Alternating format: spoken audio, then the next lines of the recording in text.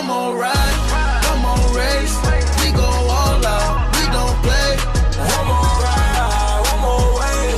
We don't slow down, ain't no breaks. I'ma go off, I'ma ride tonight. It don't matter what we face. I'ma go off, I'ma ride tonight. I'm the master of my fate. I'ma go off, I'ma go off. I'ma go off. I'ma go off. Yeah, I gotta go now. Taking off and I'm riding on the road now. Hit the gas, no brakes, gotta go now. Put my life on the line, yeah, it's on me. Blood rushing through my veins, no IV. Ride switches lanes, you can't stop me. You can smell the propane when you pass me. Ride for the game because I'm the chief. One more ride, one more race. We go all out, we don't play. One more ride, one more way. We don't slow down, ain't no breaks. I'ma go off, I'ma ride tonight. It don't matter what we face. I'ma go off. I'ma ride tonight. I'm the master of my fate. I'ma go off, I'ma go off. I'ma go off. I'ma go off. Yeah, I gotta go now. Ain't that DJ Charles over there? Look like DJ Charles. Yeah, moving on, speeding through the fast lane. They say I know magic, how my whips change. They don't see what I see. Go is the game, you know it's past me. 0 to 100, you know I'm on go. Play with my dogs, you know I'm on go. Bottles on bottles, you know I'm on go. Moving too fast, you know we on go. I hit the switch, you make the wheels go. If I gotta make a call, you made a wrong choice. I will it up, you know I'm on go. Moving too fast, you know I'm on go. Can't speed the cars, that mean you know my car's tinted. All the scammers calling me with cars, I need. They say I know magic, how my whips change. They don't see what I see. Go is the game, you know it's past me. 0 to 100, you know I'm on go. Play with my dogs, you know I'm on go. Bottles and bottles, you know I'm on go.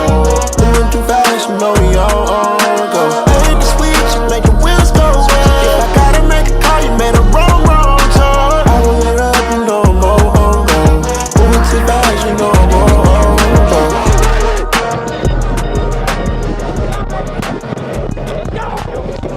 I try to be everything that I can, but sometimes I come out as being nothing. I pray to God that he make me a better man. Maybe one day I'ma stand for something. I'm always f***ing up and wrecking. It seems like I perfected it. I offer you my love, I hope you take it like some medicine. Tell me ain't nobody better than me. I think that there's better than me. Hope you see the better in me. Always end up better in me. I don't wanna ruin this one. This type of love don't always come and go. I don't wanna ruin this one. This type of love don't always come and go. I don't wanna ruin this one. This type of love don't always come and go. I don't wanna ruin this one. This type of love don't always come and go.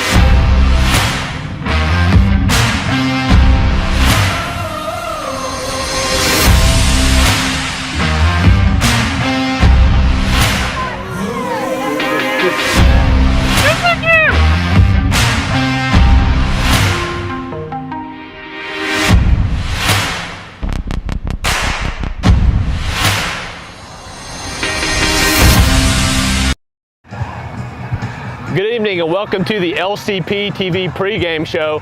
It's homecoming night and we have an exciting matchup coming to you shortly between the 0-2 Red River Bulldogs and the 0-2 Loyola Flyers, 0-3 Loyola Flyers.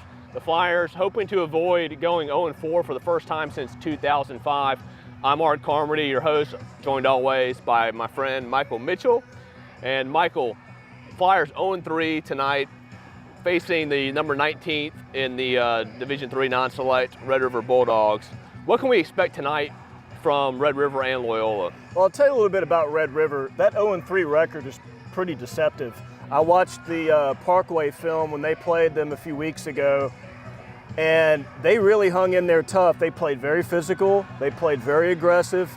It was 5-0 Parkway at the half. Wow. Yeah. They had a safety, snap flew over the punter's head. Burrell had a 54-yard field goal. So this is a team and not to mention, they played another 5A opponent in Woodlawn, and they put 28 points up on them. So, yeah, it's a very streaky team, but I have seen what their potential is if they show up ready to play. Yeah, you talk about that. The Flyers so far this year have been outscored tremendously in the first half. They've come out to slow starts. Momentum has not been on their side. No. This is a Red River squad with Malik Smith at quarterback, like you said, dual threat. Yeah. They can do a lot of things through the air and on the ground. What do the Flyers have to do to not fall into an early deficit where it's tough to come back from, like they have in the last few weeks? Right. Well, the first thing they're going to have to do is make stops with their front seven. That's something that they've struggled with all year. They're giving up 9 yards a carry. I look for Red River to exploit that and make Loyola prove that they can make stops and get off the field on third down. That's really been the Flyers' biggest challenge so far, is making stops on defense. Yeah, you bring up a great point regarding the rushing defense for the Flyers. They've been out-rushed 1,151 yards to 225. Yeah. So that's been an issue all year. Yes. On the flip side, offensively for the Flyers, they're only averaging 2.6 yards a carry, and it's not the old adage 3 yards in a cloud of dust, because it still leaves you at 4th and 1. That's one of our things for broadcasting that we used to love to say. Yes. But the Flyers offensively, and we'll get to the quarterback situation a little bit later on, but offensively, the Flyers slow starts, getting outscored early. What can the Flyers do offensively tonight to exploit what Red River does on defense? They haven't done this yet, but I would like to see the Flyers attempt to shorten ball games. I'd like to see him get Patrick. Now, you mentioned the 2-point-something yards a carry, and yes, that's what it is. But Patrick Gosley has run the ball 25 carries for 151 yards. That's good enough to get it done. They need to continue to give him the ball. They need to slow down the tempo. Too many times I've seen Loyola rush to the line of scrimmage. When you've got that many two-way players and you're struggling making stops, ideally you'd like to minimize the amount of plays that your opponent has and the amount of time they have to execute them. So hopefully Loyola can run the ball effectively enough to open things up for Bryce Carpenter, which we'll get to in a moment. Yeah, Bryce Carpenter we'll get to in a second. He is making a start tonight. Bryce Restovich, a freshman. I always want to say true freshman. There's no such thing in high school football, but did a very admirable job coming in facing Captain Shreve, Logansport, and North Dakota in consecutive weeks. A little banged up tonight. He's not going to be able to go. So we're going to have a fresh look at Bryce Carpenter, who came over last year, was ineligible per LHSA rules. Quick synopsis on his game. Well, I want to see Carpenter come in and feel like, look, you got a homecoming crowd at Messmer Stadium tonight. The team is 0-3. We're struggling. There's no two ways about it. But what you hope Carpenter doesn't do is come in and feel like he's got the weight of the world on his shoulders and that he's got to be the savior of this football team and force plays, try to do too much. I understand there's a video that we need to get to here in a second. Is that right? Yeah, we're going to turn it over to LCB TV Multimedia for a quick video on starting quarterback tonight, Bryce Carpenter. It has been almost a year since Bryce Carpenter has had the chance to play. After transferring from Calvary, the senior quarterback has had to stay on the sidelines until he was eligible, and tonight is that night. I'm extremely excited. It's been a long time. I just think about it all the time, obviously. So, yeah, I'm just extremely excited. Hopefully we can get a win. He admits it was tough to have to watch from the sidelines.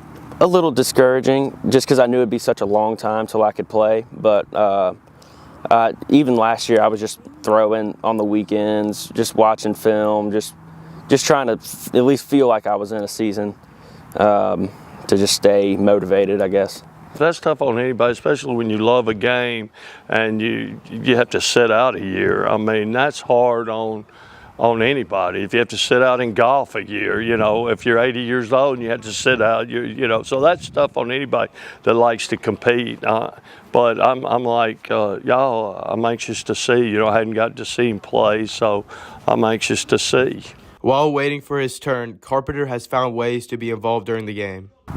I guess I've just tried to encourage the other guys, just help out Bryce Restovich and Colby as much as I can, and just stay in it during the game a little bit.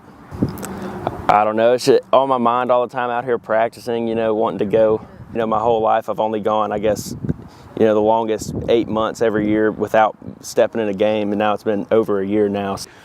It'll be a good opportunity for all of us, but I don't want him going out and thinking he's got to put the whole team on his shoulders. That's not what it's about. It's just running the offense and getting first downs. You know, we're not expecting anybody to come out here and put on a show, which if he does, that's fine, but we need somebody just to get first downs. Having a mid-season transfer is unusual, but Carpenter is happy he found his way to Loyola.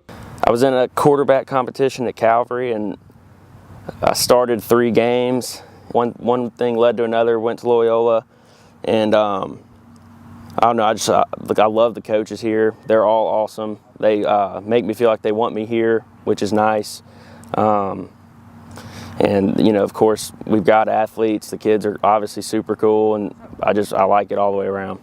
In the spring, he was able to, you know, practice and go, and so it's not like he's been away from the game. He's still been out here even last year, you know, when he was ineligible. So it's not like it's all new plays. He's been doing it a year out here and running scout team quarterback, and so it's going to be interesting to see. When it's time to take the field, Carpenter says he will be ready. Just ball out, catch a win, not think about how long it's been, and just know that I'm prepared, know that all of us are, and go get a win. It's been a long wait, but as you can tell, everyone is excited to see what he can do. This has been Michael Chiarella. To Logansport in their final non-district game. The Flyers are coached by Mike Green, who's in his 28th year overall as a head coach.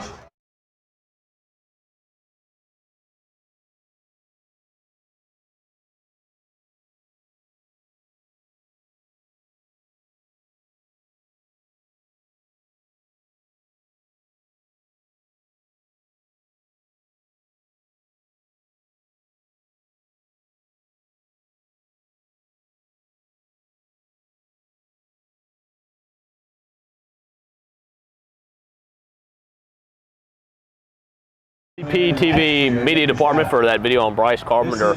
And Bryce Carpenter took all the first team reps this week in practice, and practice report said that, you know, he's looking good, you know, getting the balls to the receivers in a timely manner. What can we expect from him tonight, Michael? Well, again, kind of going back to the game plan of there's going to be nerves. It's a great story. I mean, a kid comes over, he's got to wait his time. He tried to get involved in any way he can, from being a ball boy, just staying involved with the team, earning the respect, paying the dues. I know the nerves might be there a little bit. Hopefully we'll see a Carpenter kid who's gonna breathe a little bit. He's gonna slow the game down, take what the defense gives him. As far as the strategy goes, again, we've got to establish a running game. Red River's defense, I watched their corners on film, and I watched them play Parkway, and they did a really good job of jamming Parkway's receivers and hanging with them step for step on the deep route. That might give us some problems tonight. Hopefully we can get off the line of scrimmage, get downfield. Even if we don't intend, just get some bodies downfield, maybe open up some underneath routes to Jude. If that's not there, you know, extend plays. If you don't like what you see, run the ball. There's nothing wrong with running the ball, picking up 4 or 5 yards, and living to fight another down. Yeah, this game, Roy Lang, our friend, has the line set at Loyola's a 5.5-point favorite going tonight. So expecting a back-and-forth battle. Yeah. The Flyers feel that this is a game that they can win, and they probably do desperately need to win this. Don't want to start out 0-4. In close games like this, special teams, a play here or there can make a huge difference. Give us a breakdown of the special teams matchups tonight. Special teams matchup was very big last year. That was kind of Evan Lerett's, coming out game. He had a key field goal. We won 9-7. They came out and attempted a 46-yarder, I believe, at the end of the game. It was no good. Flyers hung on to win. From what I can tell, Red River's kicker from last year is gone. So we have a complete edge from a kick scoring standpoint. I haven't seen them kick score yet. Now, you've been watching high school football a long time, especially at this level, and how often you see a kid who he doesn't have end zone strength, he's not putting well-placed sky kicks, but he's wildly effective. When you get a composite ball on this kind of turf, and it's just going all over the place, that's a real challenge for these Flyer upbacks. Hopefully they'll, focus on ball security. Another thing that I know Coach Lewis mentioned in practice this week, and I'm glad that he did, I think we saw a lot of returners for Loyola run 50 yards. For a gain of 50 yards for a gain of 2. For a gain of 2. Yeah. Take the yardage, man. Go north and south, secure the ball, win the field position battle. I think we've got a much better punter than they do. He'll have to show it, but from what I've seen on film, that's another battle we should win with the field position. They don't punt very well. Other than that, we just got to cover and tackle and win the field position battle. But I do think special teams is an area that we should win. Yeah, the most dangerous plays in high school football are the punt and kickoff returns. So we've seen that, especially in the 14 years of doing the LCP TV. Yeah. We've seen, those plays be the differences in a win and a loss. Yes, absolutely. And I don't expect anything different tonight. The Flyers come into tonight 0-3. Red River's 0-3. One thing that I would really like to see happen, and this is so important at this time of year, when you get down 0-3, it's very easy to start pointing fingers. You start looking around the locker room, you look at guys that, he's not doing his job, that's how chemistry breakdowns and it snowballs into something even worse. Now would be a great time for the kids to point the thumb instead of the finger. Because when you're 0-3 and you're getting outscored 46-10, I hate to bring that up, but that leaves room for improvement for everybody that walks in that facility every day. One of my favorite quotes are Derek Jones. He's a former Ole Miss Rebel teammate of mine. He said, if every player would strive to be the team captain as opposed to the MVP, watch your team chemistry change. Watch the culture change. Watch your team start winning games they're not supposed to. So hopefully hopefully win number 1 will come tonight. We'll find out soon. We're going to take a quick break and we'll be right back. You're watching the LCP TV pregame show. How does your bank define local? At Home Federal, it means being here in Shreveport and Bossier since the doors opened in 1924. It means surviving and thriving alongside our customers through the good times and the bad. Since our beginning, Home Federal has been a part of Shreveport Bossier. Our roots are here. Our headquarters are here. Decisions are made here. That's how we define local. Home Federal Bank, a better way. You came home from work with a migraine. Your son has a sore throat on a Saturday. You need care right now. Christus Health has affordable, convenient, on-demand care because you don't always get sick during doctor's hours. Help is in the palm of your hand. You can reach our clinicians within 20 minutes from 7 a.m. to 11 p.m. Visits for residents of Texas and Louisiana over age 5 cost $30. Christus Health, on demand, because we're here for you wherever here is.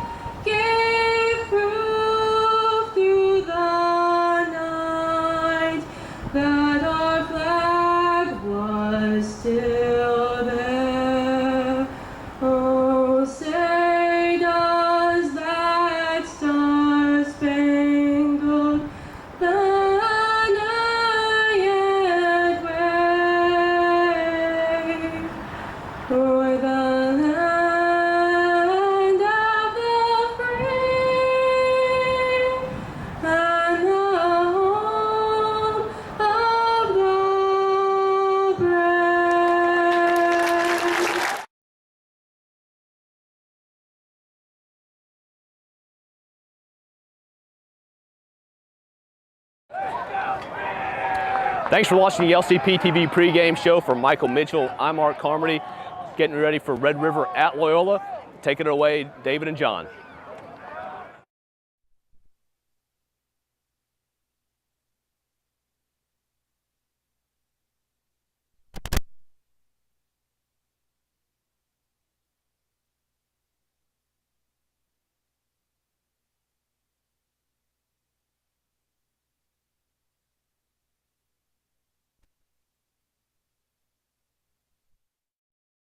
Coin toss will be with Mr. Greg Doyle.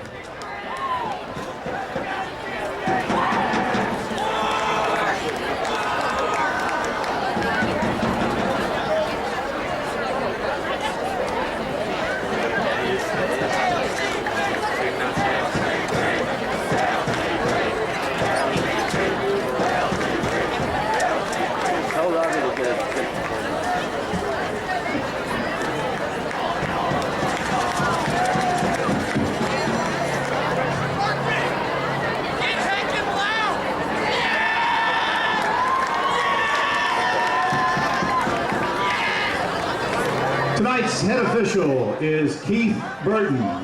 As the captains meet at midfield, let's take it down to the field and listen in on the meeting of the captains.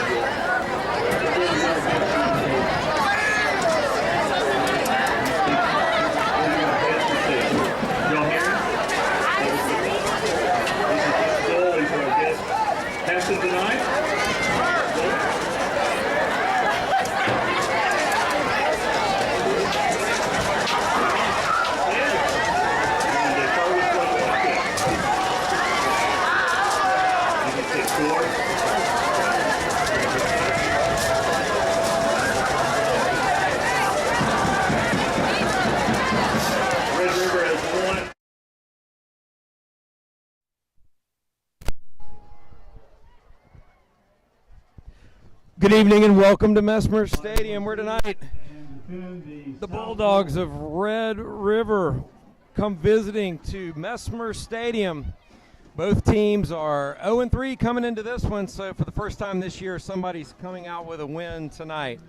Hello, my name is David Winkler. I'm joined by John Carmody, Art Carmody, and Michael Mitchell on the sideline. And tonight, John, we've got two teams that are just trying to find their way through this 2023 football season. What do you expect to see tonight from the Flyers and the Bulldogs?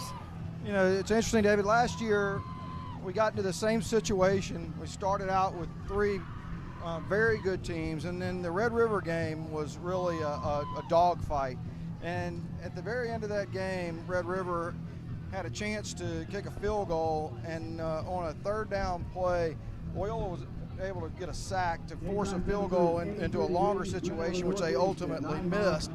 That one sack really kind of propelled the Flyers forward through the season, and you know, it's one of those things.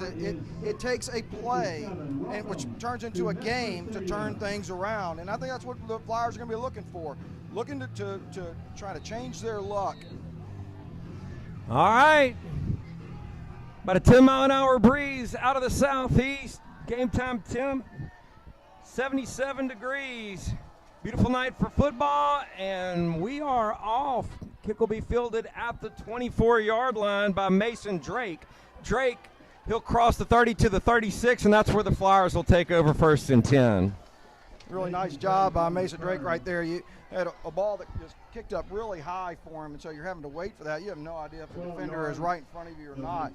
But when he grabbed it, he was able to still find his wedge and get the ball upfield.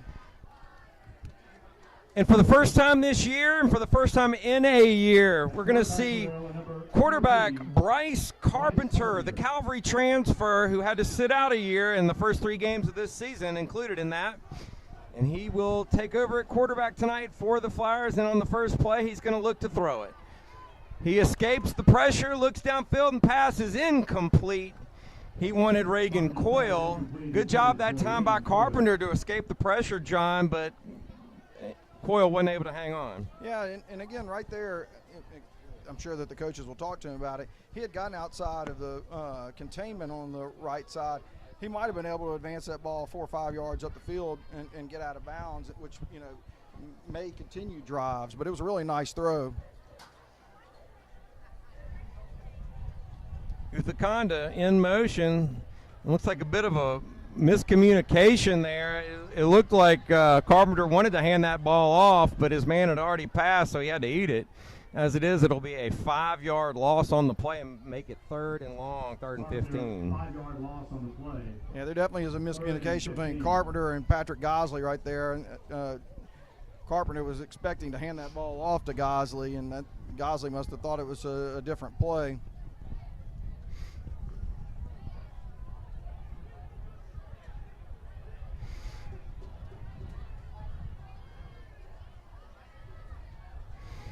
Carpenter looks to throw. He looks downfield. Has man. That pass is incomplete. It was a nice throw. Right on the money. Again, looking for Reagan Coyle. And Coyle not able to hang on, and the punt team will come onto the field.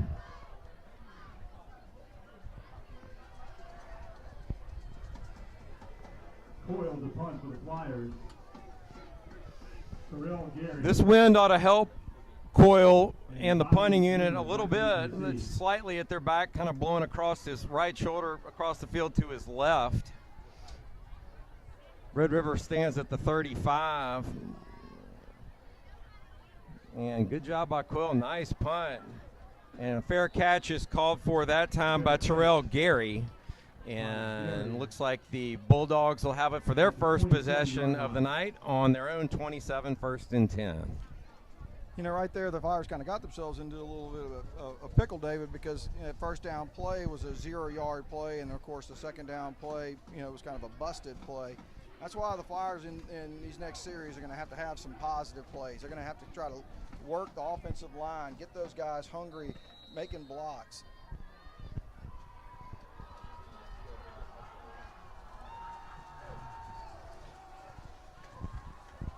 Malik Smith under center for the Bulldogs, and a hard count on the first play of the offensive possession for Red River. And he'll pick up a quick 5 yards, so the Flyer defense a little antsy right there. Going to give up 5 yards and make it 1st and 5.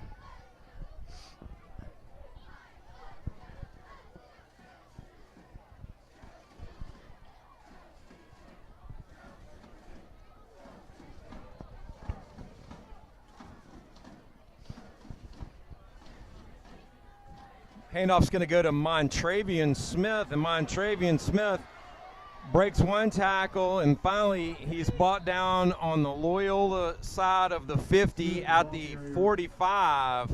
So nice run that time by Montravian Smith, who is Red River's main man last week, John. 25 carries for 127 yards and 2 touchdowns against Woodlawn. So Montravian Smith has had a really nice beginning of the season so far for Red River. And again, that was just a little simple trap. The Flyers have got to know their responsibilities.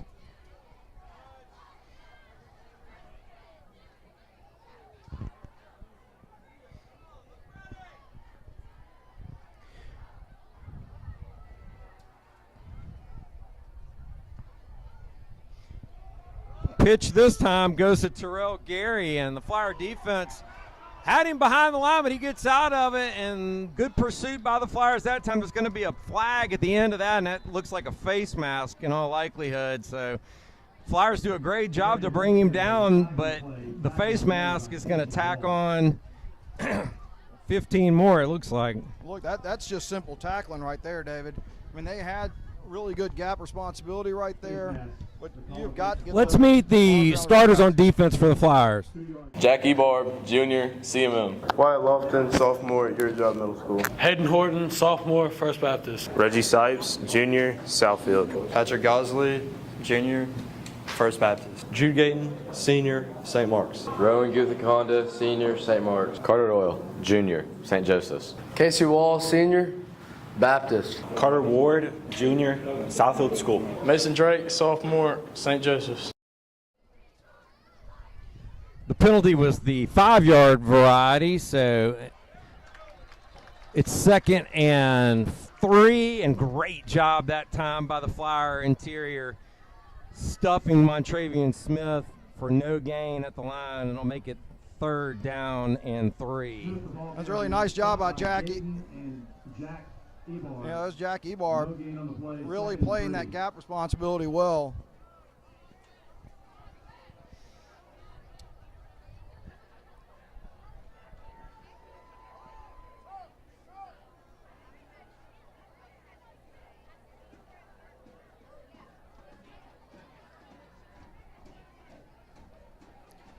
Smith again, hands off to Gary. Gary tries the left side, and he's gotten maybe a yard, and that's it. So it'll bring up 4th down. Looks like they're going to mark him right about the original line of scrimmage. So Gutha kind of great job forcing Gary out of bounds and setting up a big 4th and 3 here. And it looks like in no man's land that the Bulldogs are just going to go for this. And that was a really nice job by Rowan. Like you said, the running back tried to kick that on the outside, and Rowan was able to keep his outside shoulder free to be able to go down the line and make the play. So first big play of the night for either team, 4th and 3 in Loyola territory. Bulldogs need the 35 or just slightly past it for a 1st down.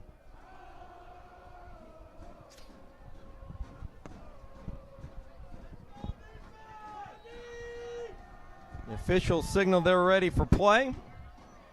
And here come the Bulldogs to the line of scrimmage. Actually, they're saying it's 3rd down. I'm not sure where we lost it down there, John. Shouldn't this be 4th? I think the 5-yard penalty on the face mask. You're right. You're right.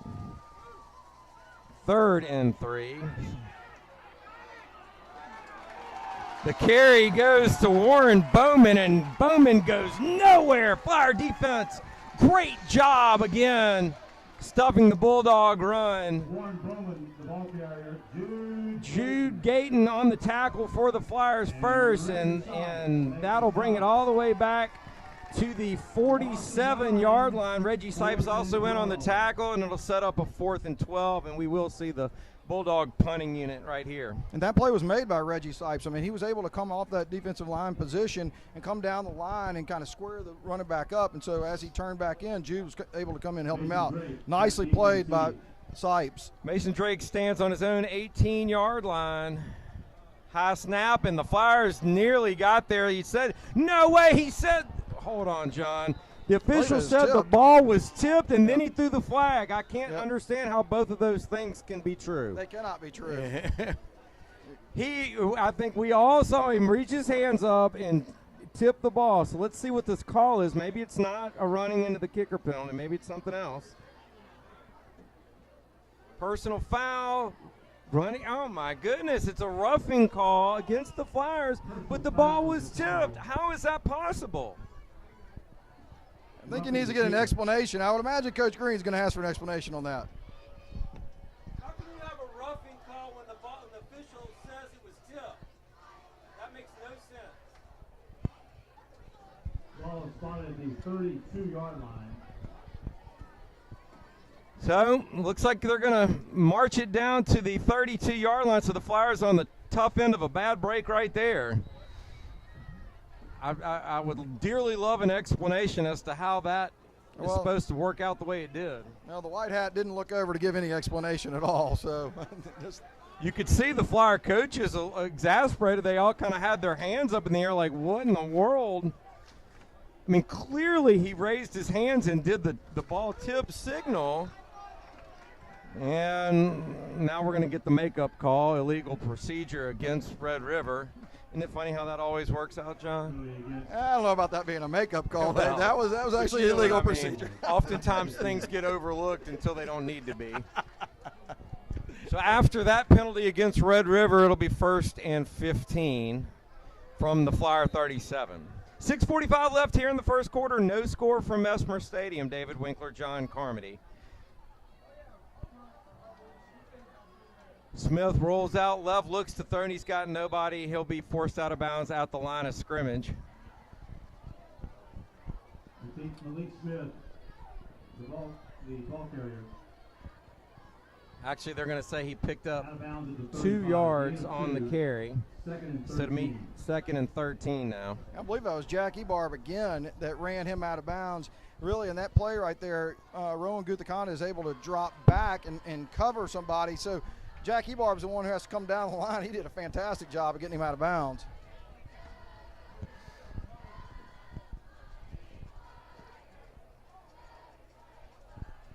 Smith on the carry. Again, the Flyer defense. What a great job they've done so far here in the first quarter. Gang tackling, meeting them in the backfield. I mean, this is all the types of things that we have not seen in the first 3 games, and we're seeing it for the first time tonight. It's clear that whatever happened in this week since the North DeSoto game, the Flyers have made great strides in their tackling. But again, I'll give Jack Ebarb credit again. He stood up the lineman right there. The running back had to choose where he wanted to go. And so because of the inside gap being taken over by Jack, he took it to the outside, so Rowan was able to make the play. So as you said, David, they're doing a good job of playing together. But one of the big things that we talked about in the last couple of games is going and gang tackling, getting off of blocks and going and playing. And you can see how important it is, how it's played itself out in this game already. We've seen people come off of tackles, come off of blocks and go and help out and finish up tackles. So we're on a hydration break here. We're going to take a quick break. We'll be right back. Nothing your score here in the first quarter. You're watching Flyer football on LCP TV. You came home from work with a migraine. Your son has a sore throat on a Saturday. You need care right now. Christus Health has affordable, convenient, on-demand care because you don't always get sick during doctor's hours. Help is in the palm of your hand. You can reach our clinicians within 20 minutes from 7 a.m. to 11 p.m. Visits for residents of Texas and Louisiana over age 5 cost $30. Christus Health, on demand, because we're here for you wherever here is. Welcome back. 3rd and 13 for Red River from the 35. They need the 20, just between the 22 and the 23 for a first. That handoff will go to Warren Bowman, and Bowman will be brought down at the Loyola 27-yard line. He'll be about 5 yards shy of a first down, set up about 4th and 5. See right there, again, defensive end's got to be able to be in that gap right there. You can't come upfield and create that gap. Actually, it's going to be 4th and 6, and the Bulldogs are going to go for it, or at least we think they're going to go for it.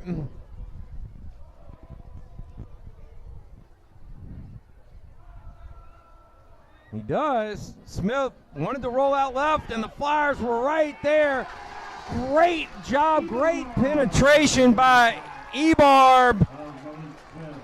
Jack Ebarb does a wonderful job, and there's a flag after the play, and I hope that's not a Looks like maybe a celebration. I don't understand that at all either. Ebarb did get up and kind of have a little extra emotion there, which you could expect. That now they're going to wave it off. So good job. No flag. I was getting worried there, David. If you can't celebrate making a 4th down tackle, I don't know what else. All right, so the Flyer defense, great job this entire first quarter getting into the Bulldog backfield and making first contact on the Red River side of the line of scrimmage. And really an outstanding play by Jack Ebarb one more time. We've called his name 4 or 5 times already in this first quarter. So Carpenter, after getting a taste a few minutes ago, is in for his 2nd series in a year. He'll hand off that time to Gosley, and Gosley will pick up maybe. No, actually they're going to say he lost a yard, so it'll be 2nd and 11. You can see Red River is just kind of selling out. They're crashing down, really playing man on the outside. So, the Flyers got to realize there's going to be in that RPO the ability to try to take it from the quarterback position around the end.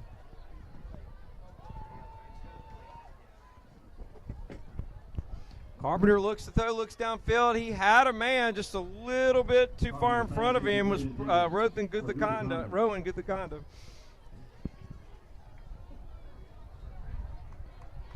He had him. If that pass had been on target, I think Guthakonda had some room to run. Yeah, but the Flyers have really got to start establishing something with the run. We have had 5 or 6 pass plays, and the run plays have really not done much. So 3rd and 11, and there's a flag on the play. It's going to be offsides against Red River. So the Flyers, who were looking at 3rd and 11, are now going to be looking at 3rd and 6. So a little break there for Loyola.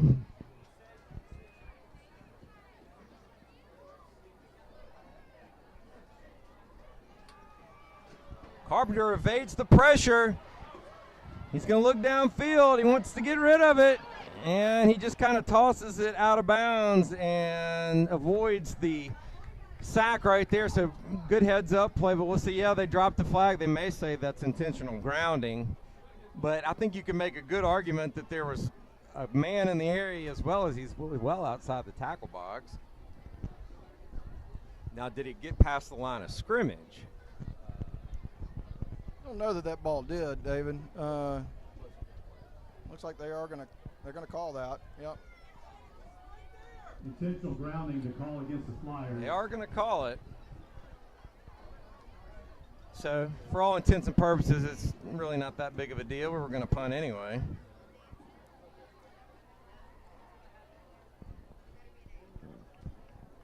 Matter of fact,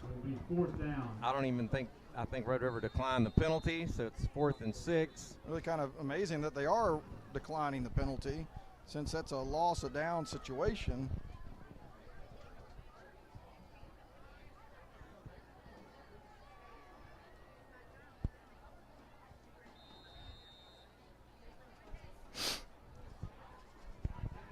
Red River stands on their own 30-yard line awaiting the Coyle punt.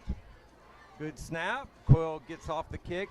Kind of a side footer wobbly kick that's going to die right on the 48-yard line of Red River, and that's where the Bulldogs will take over. Interesting. Looked like Reagan Coyle, had his extended foot hit by the Red River player, and didn't get the same call coming back the other direction.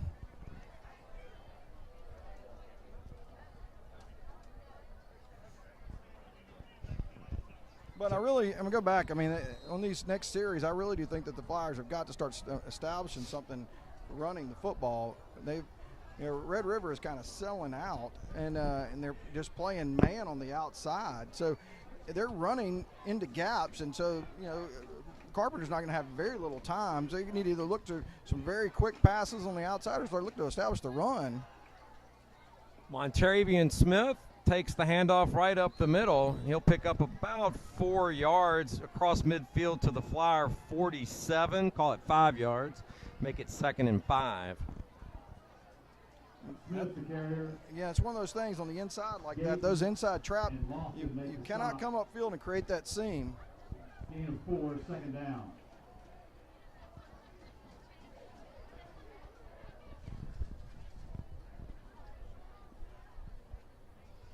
Again, the handoff goes to Montravian Smith. Hard running across the 40 down to the 38-yard line. That'll be good enough for a Bulldog first down. Drake on the tackle along with Ward for the Flyers, but not before Red River penetrates down to the 38 of the Flyers.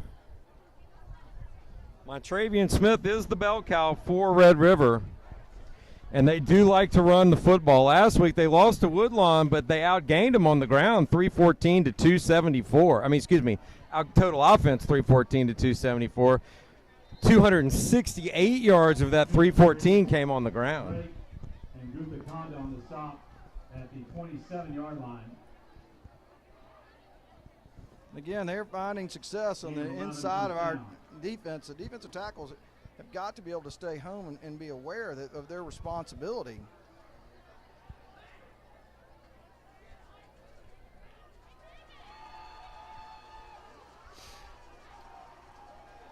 Handoff this time goes to Gary, and Gary will pick up another 5 down to the 23. Patrick Ozzie came unblocked, and he had the running back in the backfield. But he was able to just make a quick little inside move and evade Patrick. So 2nd and 5. Flyer defense needs to stiffen up right here. Handoff goes to Smith, and Smith will be brought down at the 20. It'll be a gain of about 3 and set up a 3rd and 2. At the 20, gain of 2, 3rd and 3. 1:51 left here in the first quarter. Scoreless game here at Mesmer Stadium. But the Bulldogs are threatening their deepest drive into Loyola territory tonight so far. Big 3rd down for the Flyers here. Handoff. Fumble on the play, and the Flyers look like they jumped on it. Let's see what the official says. Flyer football. Great job that time by Carter Ward jumping on the loose ball. And the Flyers, with the first turnover of the night, stop the Red River drive deep in their own territory. Really nice job again by Patrick Gosley following the play right there. The defensive end staying at home as well. Let's meet the Flyer starters on offense. Jack Coyle, senior. Jack Ebarb, junior, CMM. Wyatt Lofton, sophomore, Erie Drive Middle School. Jack Jesse, junior, First Baptist. James Scott Wickovitz, junior, First Baptist. Jude Gayton, senior, from St. Mark's. Rowan Guthakonda, senior, St. Mark's. Jake Black, sophomore, First Baptist. Reagan Coyle, senior, Glenbrook. Bryce Carpenter, senior, Calvary Baptist. Patrick Gosley, junior, First Baptist. 2nd and 9. Carpenter keeps that one, picks up a yard, and looks like he would have had a lot more had he not slipped on the turf right there. And that was what I was talking about in those earlier series. That is what is open. You can see Red River is sending the linebackers, and they don't care if it's a run or a pass. They're just sending somebody up the middle, and that is where it is open out there. And Bryce could have easily gotten 10 more yards, had he not slipped. So 2nd and 9. Carpenter throws. Pass is complete. He's got a man. Caught at the 28-yard line. Great job, Jake Black on the reception. Across midfield down to the 45. I'm not sure that he was actually throwing to Jake right there. We're going to say he was, and it was a fantastic pass. We had two receivers in that area.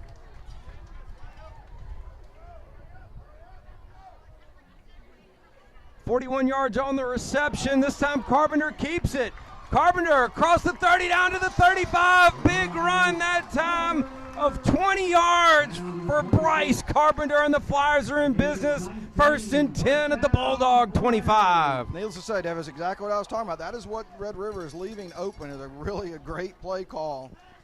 Flyers back to the line quickly. Handoff this time is going to go to Gosley. Gosley, he has a big hole. Gosley turns it upfield across the 15 down to the 14-yard line. That'll be another first down for the Flyers, down to the 12, 14 yards on the carry for Patrick Gosley. By making that run, you're making the linebackers play honest, and that's creating the holes for Patrick Gosley. Let's see, the Flyers want to get one more play in before the end of the quarter. Carpenter looks to throw it. He's got a man, breaks one tackle. And that's Reagan Coyle, who dives across the 10 down to the 8-yard line. That'll be a 5-yard gain. And when we come back, the Flyers will have it 2nd and 5 from their own 8. We're going to go down to the sideline real quick to Michael Mitchell. Welcome back to Mesmer Stadium. I'm Michael Mitchell. So far, the Flyers defense showing some signs of life. Absolutely love the energy and the passion they're bringing this week. Something we didn't see often enough last week. Offense is starting to click a little bit as Bryce Carpenter's getting a feel for the rhythm of the game. Hopefully we get some points out of this drive and get the Flyers going in the right direction. Back to you guys. All right, thank you, Michael. Sorry, I inadvertently said the Flyer 8. It'd be obviously the Red River 8 there. I want to go back to that last play for a second. I mean, that shows you what a good athlete Reagan Coyle is. He threw that screen pass to him, and there was absolutely nothing there. And a lot of people, as they're stumbling, wouldn't have the heads up or athletic ability to actually dive forward. And he was able to dive forward and get 3 yards, 4 yards, rather than taking a 1 or 2 yard loss. So second down, the Flyers need the 3-yard line for a first. But they have bigger goals than that, I would imagine. Second down, 7. First play of the second quarter. Handoff goes that time to Jake Black, and Jake Black hands it back to Carpenter. Touchdown! Flyers! Bryce Carpenter on his first game back in a year scores the first touchdown for the Flyers. Really a remarkable job of selling it on his part. Jake Black came in motion. It really looked like he had given him the ball, and he just stood Fooled there. me. I thought he did. I looked down, I looked back up, and Carpenter's running into the end zone. Good job, Jake Black. And off the Alex Mitchell hold, the Lerat kick is good. So your score here, 11:51 left in the first half. Loyola leads 7-0 over Red River. We'll be right back. You're watching Flyer Football on LCP TV. How does your bank define local? At Home Federal, it means being here in Shreveport and Bossier since the doors opened in 1924. It means surviving and thriving alongside our customers through the good times and the bad. Since our beginning, Home Federal has been a part of Shreveport Bossier. Our roots are here. Our headquarters are here. Decisions are made here. That's how we define local. Home Federal Bank, a better way. 6 plays, 82 yards. It was a 10-yard touchdown run by Bryce Carpenter in his first game with the Flyers. And the Flyers have their first lead of the season here in the second quarter, 7-0 over Red River. And it looks like they're going to get the ball back again.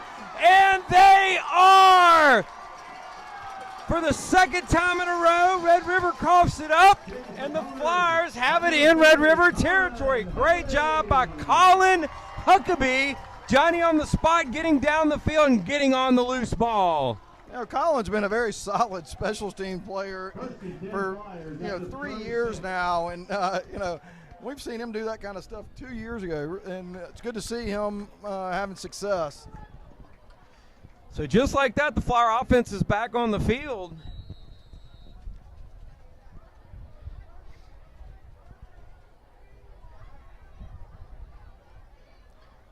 Carpenter drops back. He wants to throw. Again, he's under pressure. Again, he does a great job of spinning out of it. Looks downfield. Has a man wide open.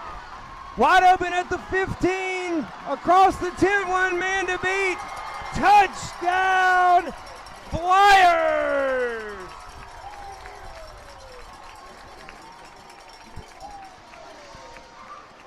Rowan Guthakonda on the 36-yard touchdown throw from Bryce Carpenter. And the Flyers now lead it 13-0 with the extra point to come.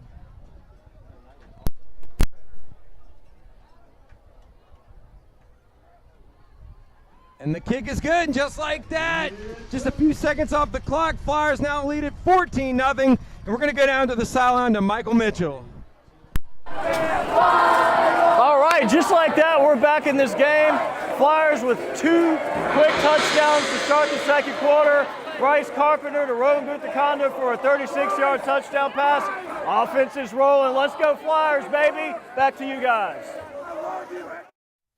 All right, thank you, Michael. 11:28 left here in the first half, and after a kind of a back and forth, slow, well, not slow in terms of fireworks, but quick in terms of time first quarter, the fireworks really blow up for the Flyers side here at the start of the second, and 2 touchdowns within a minute of each other, and the Flyers all of a sudden find themselves up 14-0. Really an amazing play by Bryce Carpenter. He felt the pressure coming from the left side. he wheeled around and was able to get outside of containment. And then, of course, that made the play last about 6 or 7 seconds, and Rowan was just standing there by himself.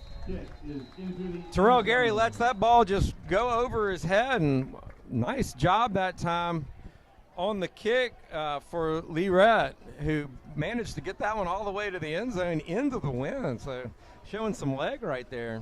He really has. He's gotten stronger over the years, and look forward to seeing what he's going to look like when he's a senior. So it's the Flyer defense's turn. After the offense puts up 2 quick scores, the Flyer defense finally back out on the field with a 14-point lead on their side. The handoff's going to go right back to the workhorse, Montravian Smith, and Smith's able to pick up 3 yards. Make it 2nd and 7.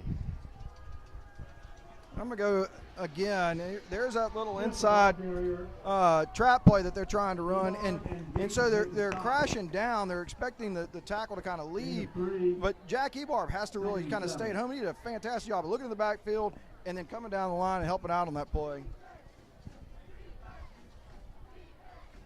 Malik Smith under center, and it looks like he wants to throw this one. They don't throw a lot, and that pass is complete. Looked pretty good there. It'll be a gain of about 8 yards up to the 34, actually going to say the 35-yard line maybe. Latson on the reception. No, actually the 32. Wall on the tackle, but it's good enough for a first down. I was for sure he was down on the carpet when he caught the ball and looked like he got up, but there was no whistle, and so they did mark it down where he was actually tackled. So his knee must not have been touching. I was going to say the near side official walked in down the 35 the entire way. We need a minute to get the chains reorganized over there. They were set up on the 32.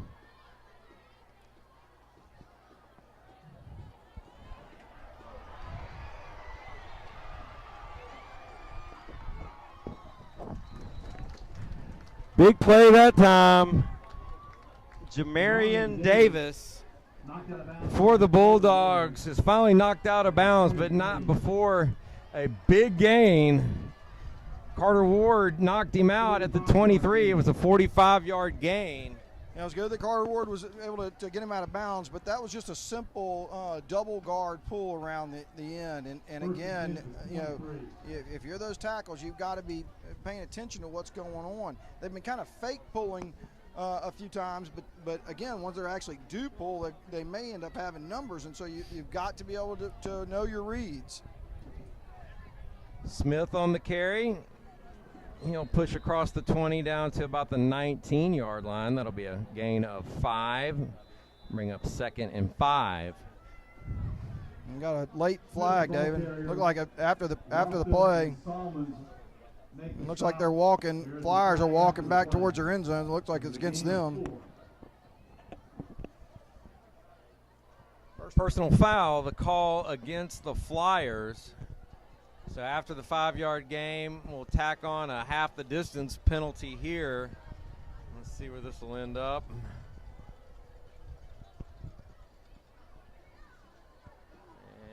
And looks like they're going to set it right on top of the 10. So it will be 1st and goal to go from the 10-yard line. 9-yard penalty moves it to the 10. Effectively a 9-yard penalty. 1st and goal. 9:28 left in the first half. Flyers lead at 14-0, but Red River threatening. 1st and goal. Handoff this time goes to Davis again, but Flyer defense does a great job tracking him down in the backfield. That was number 44, Hayden Horton, on the tackle. Great job by Horton that time, getting into the backfield. That was really a very nice job on his part, because again, they were trying to pull the guards out to the outside.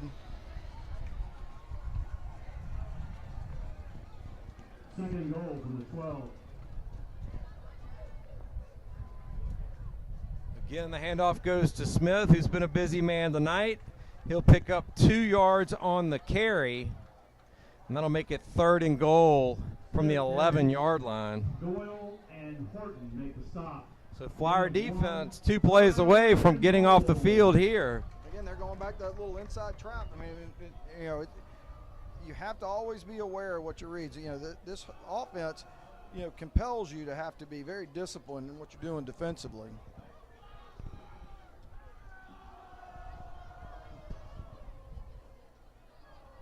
Smith rolls right, looks to throw into the end zone, and passes incomplete. Really didn't have anybody there.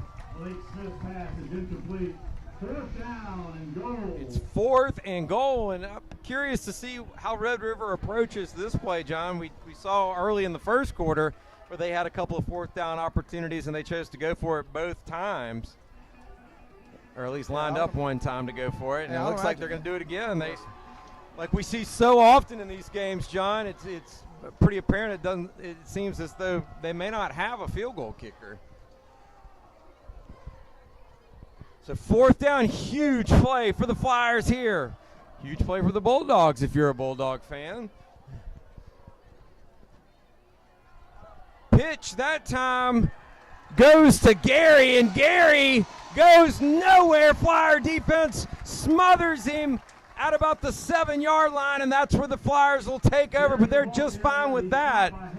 1st and 10, deep inside their own territory, but a great job by the Flyer defense, John, getting off the field. Yeah, again, Jack Ebar was able to come down the line and turn him back inside. They were trying to get all the way to the outside, and so by turning back in, everybody on the Flyer defense was able to clean that up.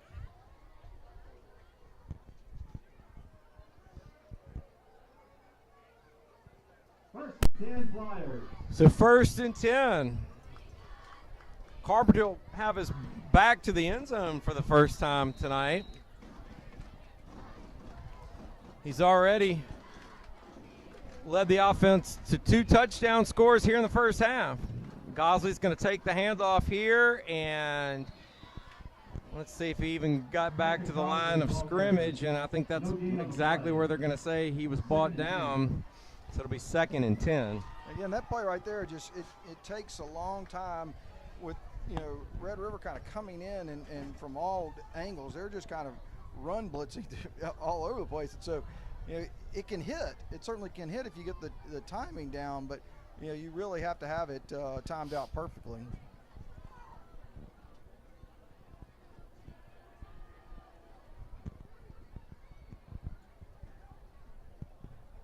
Carpenter under pressure, looks to throw, passes incomplete. Really no one there. Terrell Gary, closest man for Red River. It'll be 3rd down. Yeah, and again, that's kind of, you got to expect that. I mean, Red River is just kind of coming on every play, and where the Flyers found success, of course, was coming off with that RPO out on the edge, and so I hope we can kind of get back to that. 3rd down and 10. So 3rd and 10, Flyers need just past the 17-yard line for a first. Carpenter under pressure like he has been all night. He looks downfield. He's got a man wide open. Caught that time by Rowan Guthakonda, and Guthakonda will be brought down at the 45-yard line. Excuse me, that's not Guthakonda, Jake Black. Excuse me. Or maybe an ineligible man downfield. That play took so long, and the way he was running down. There are 2 flags on the play. My apologies to Jake Black there. Sometimes it's hard for the 6s and the 8s. These old eyes. And I need to go see my ophthalmologist again, John.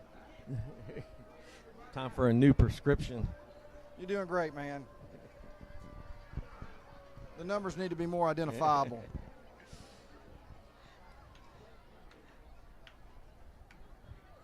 Still haven't seen a signal. They don't ever consult us on the numbers, John. No. I think we ought to be in on that meeting this next time we order uniform. I guess there must be 2 calls here, and the coach is deciding what. Here comes the referee to tell us, head referee.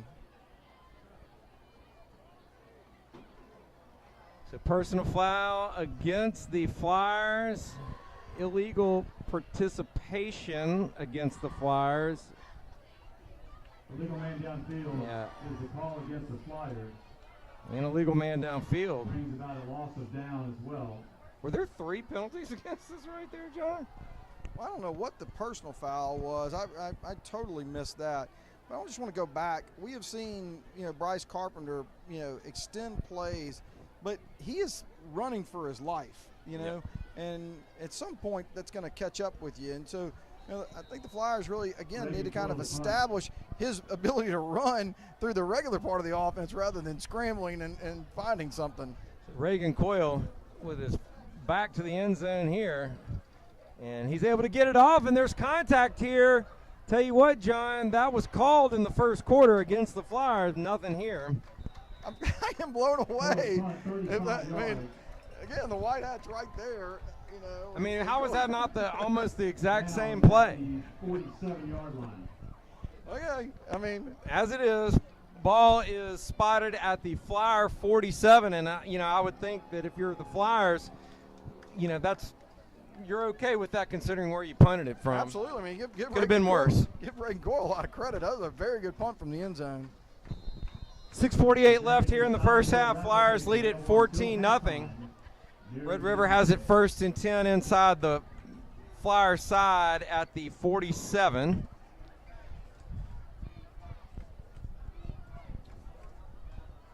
Smith will take the handoff, and he'll be met by a host of Flyers at the 45, and he'll get it down to the 43 before Doyle and Gosley bring him down, make it 2nd down and 6. And they've moved Patrick Gosley down to the right defensive end position, and again, he's been playing linebacker. He did a really nice job right there of coming down the line to make the play.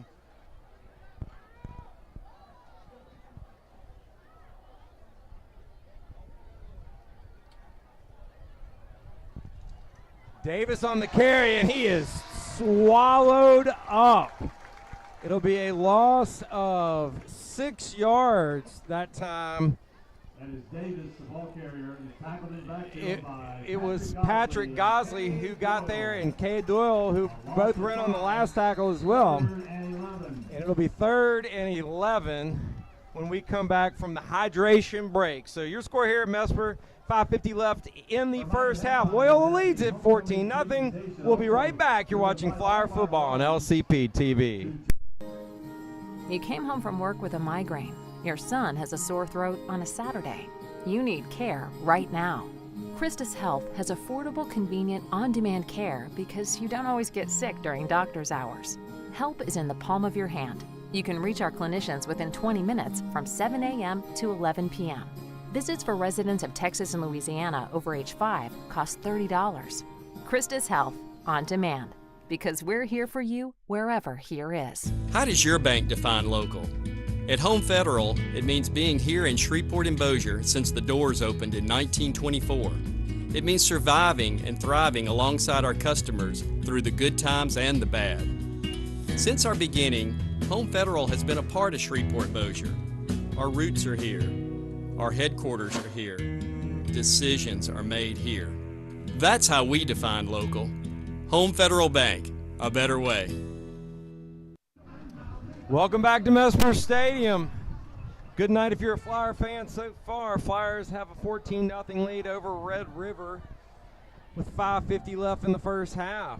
Smith takes the handoff, and he's brought down immediately. Gain of 2. It'll make it 4th and 9. Doyle on the stop for the Flyers. And let's see if Red River will look to punt this one. This would be a pretty aggressive call, only down 2 scores with 5 minutes left, but looks like they're going to go for it, John. They're better. A little surprised by this call. This is aggressive. Smith rolls out, and this one's coming back no matter what happens here. That's going to be a holding call against Red River unless it's a pickup of about 14 yards, but I think that's coming back. Yep, holding's the call against Red River. So 4th and 9 will become 4th and 14. And let's see if Red River changes their mind here. I want to take a moment to talk about the impact that Patrick Gosley's having at the right defensive end position. He came down and helped out on that inside trap play on the guard pull around the end where Carter Doyle was able to hold him up. He was coming from the backside and was able to clean up that play. And then right there, he came upfield as the quarterback was coming outside and got that holding call. That is what you want to see. You've got to see this. Things we worried about in earlier games.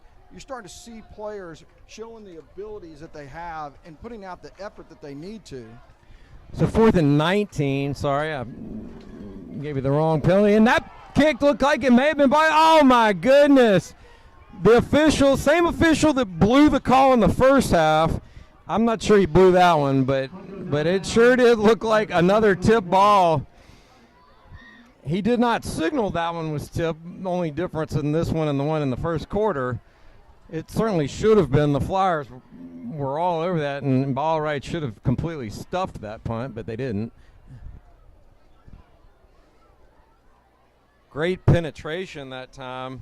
That was Wyatt Lofton that got in there so quickly. Personal foul, roughing the kicker. You know, again, that's been their best 4th down play of the game so far is punting, so they might want to consider doing that. Well, and the Flyers special teams that we hadn't really talked a lot about, you know, they do need to be mindful, obviously, of what they're doing. I mean, they can't continue to give the Red River offense second chances when the defense is doing such a great job of getting them off the field. That's exactly right. You got to reward your defense by getting them off the field. You're exactly right, David. I mean, at some point, you know, you need to have a punt safe call, you know, rather than trying to challenge the punter. I mean, you got a 14-point lead. You know, there's no reason to be on defense any more than you have to. Timeout on the field. Well, it's 4th and 4, and it looks like Red River, the coaching staff was frenetically signaling. I think they wanted to go for that, and the Red River players were still lined up in punt formation, which is why they ended up having to call that timeout. Well, I mean, I think it's obvious that, you know, the Loyola coaching staff had seen a weakness in the punt team for Red River, and because, you know, that's twice that they've really sent people on a block. But in this kind of game where you kind of got the momentum going your direction, you know, you need to be careful about trying to just flip the switch. You don't want to wake up Red River, give them something to, you know, we've already seen them bust off a nice 40-yard run. I mean, so, you know, it's not like they don't have the capability of having big plays. All right, so 4th and 4, and they will indeed go for this. Smith's going to look to throw it, and he's going to tuck it and run, and he's going to have enough for the first. He crossed the 35 down to the 34. I think the Flyers, for a second there, looked like they might stop him before he got the first down yardage, but he's able to squeak his way down the field just enough to get a first. I mean, they lost outside containment, which is tough because, again, he looked like he was trying to pass the ball, and so once he was there, it's really up to Rowan to kind of stop it. He did a nice job, you know, but again, it was easy for him to get the 5 yards he needed to get. So after the Malik Smith 4th down run, Red River has it 1st and 10 from the Flyer 35.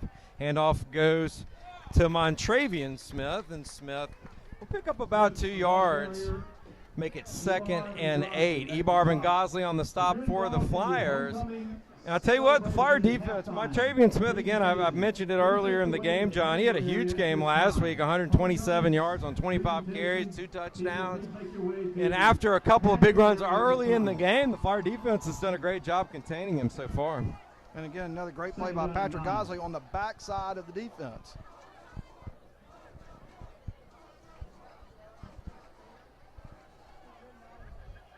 Smith wants to throw. He dances around, has a little bit of room, and he'll pick up maybe 2 yards right there. And that'll make it 3rd and a long 6. 3:43 left here in the first half.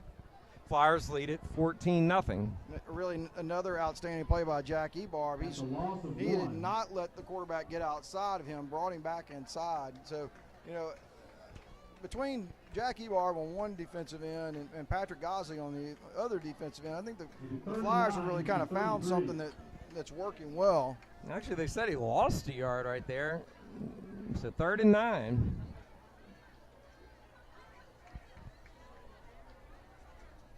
Again, the handoff goes inside to Smith. Smith picks up another 3 yards, generously, I would say. Make it 4th down and 6, maybe 2 yards. 4th and 6. And I would imagine after the Sipes tackle there, they're going to go for it again here, just like they've done the rest of the game so far, John. Very aggressive play calling on 4th down by Red River.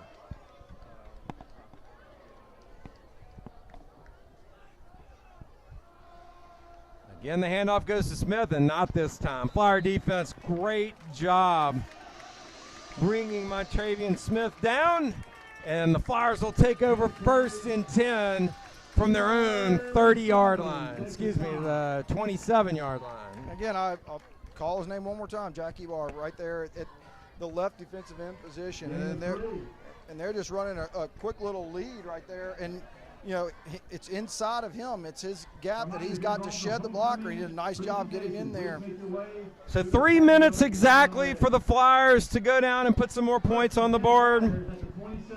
Bryce Carpenter, who's looked pretty good so far, albeit running for his life a lot of the time.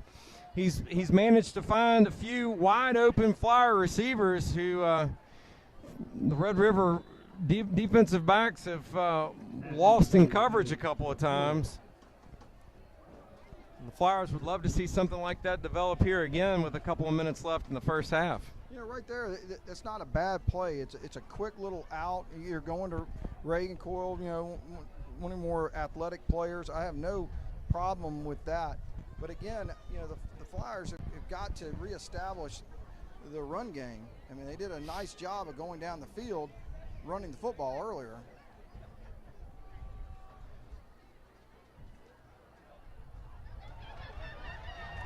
Handoff that time goes to Jake Black, and Jake Black will get it up to the 39. That's a gain of 12 and a 1st down for the Flyers. Clock will stop briefly while they move the change. 2:46 left. It already moves again.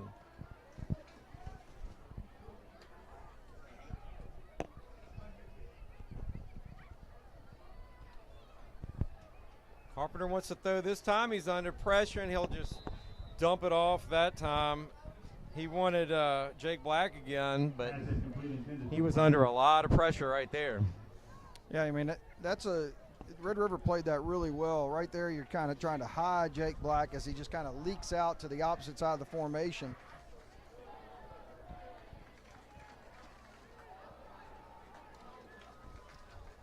So 2:31 left in the half. It's 2nd and 10.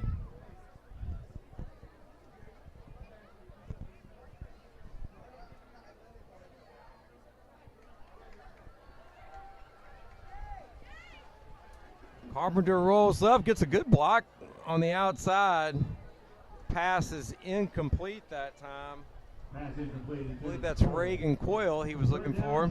Make it 3rd and 10. Again, I mean, right there you can see the problem that, you know, Bryce Carpenter's again running for his life. He's throwing that ball without really being able to plant his foot. I mean, he had really impressive arm strength, but, you know, he's having to throw the ball. Nothing's really timed perfectly because Red River's coming into the backfield so quickly. 3rd and 10, Flyers need the 49. Carpenter drops back. He had a little time that time. He lets that one go, and it's going to be intercepted at midfield. Intercepted and brought down to the 26-yard line by Cameron Jones of Red River. So the first bit of a mistake that time for the Flyer offense. They've looked really good so far, but Carpenter would probably like to have that one back. Yeah, if you're going to throw it away, the middle of the field's probably not where you want to go with it. Well, it's not only that, David, but, you know, we talked about it over and over again. He's under duress. 20 yards on the return. And, you know, it's not that the offensive line isn't blocking. It's that you know, Red River is sending everybody. And so, you know, they're basically just playing man up and sending everybody else. So they've got one more person than the offensive line can contend with, and that person's getting into the backfield. Flyers had a man that was late getting onto the field that time, and Coach Green's letting him have an earful right now. Forced the Flyers to use one of their timeouts, which honestly, if the Flyers are able to get the ball back here, could be impactful with just a couple of minutes left. Well, you know, I'm more worried about Red River having a short field with only 2 minutes left to go in the half. I mean, this game is 14-0, but you know, it easily could be, you know, a bigger margin than we have right now. You know, but we've done some things that really kind of kept Red River around, and you just, you know, don't want to see those continued mistakes invite Red River into having a big play. So 1st and 10 from the 26 goes Red River. 2:11 left. They trail by 2 touchdowns, 14-0. Smith looks like he wanted to hand off, but his man had already passed him. Looked like a bit of a broken play right there. He wanted to hand it to Terrell Gary, but Gary ran right by him, and so he had to kind of eat that one. He's lucky he picked up a couple of yards. You got to be really careful in those plays right there, David. Just like you said, that play was a broken play, and you know, you're sitting there thinking about what your responsibility is, and the quarterback still has the ball. Nobody's expecting that, and those kind of plays can end up being a big play. The defensive tackles did a very nice job of staying put. Malik Smith going to look to throw, and he looks to the end zone, and that ball is overthrown. He wanted his receiver, Ronaldo Latson Jr., but he put it a little too far out of the back of the end zone, and it'll bring up 3rd down. For a team that doesn't throw very much right there, he laid that ball out pretty well. I mean, I think the wide receiver, you know, kind of gotten on his horse. He might have gotten to that ball. I tell you what, when he let it go, I thought it was going to be well over his head, and Latson did a pretty good job of catching up to it.